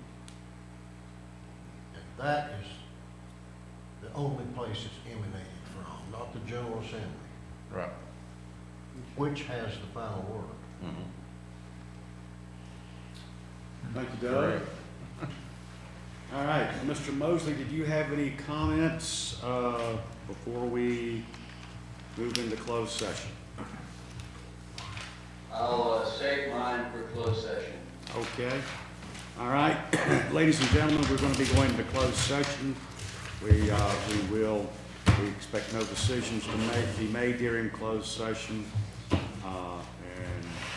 we will adjourn after adjourning from closed session. So, Mr.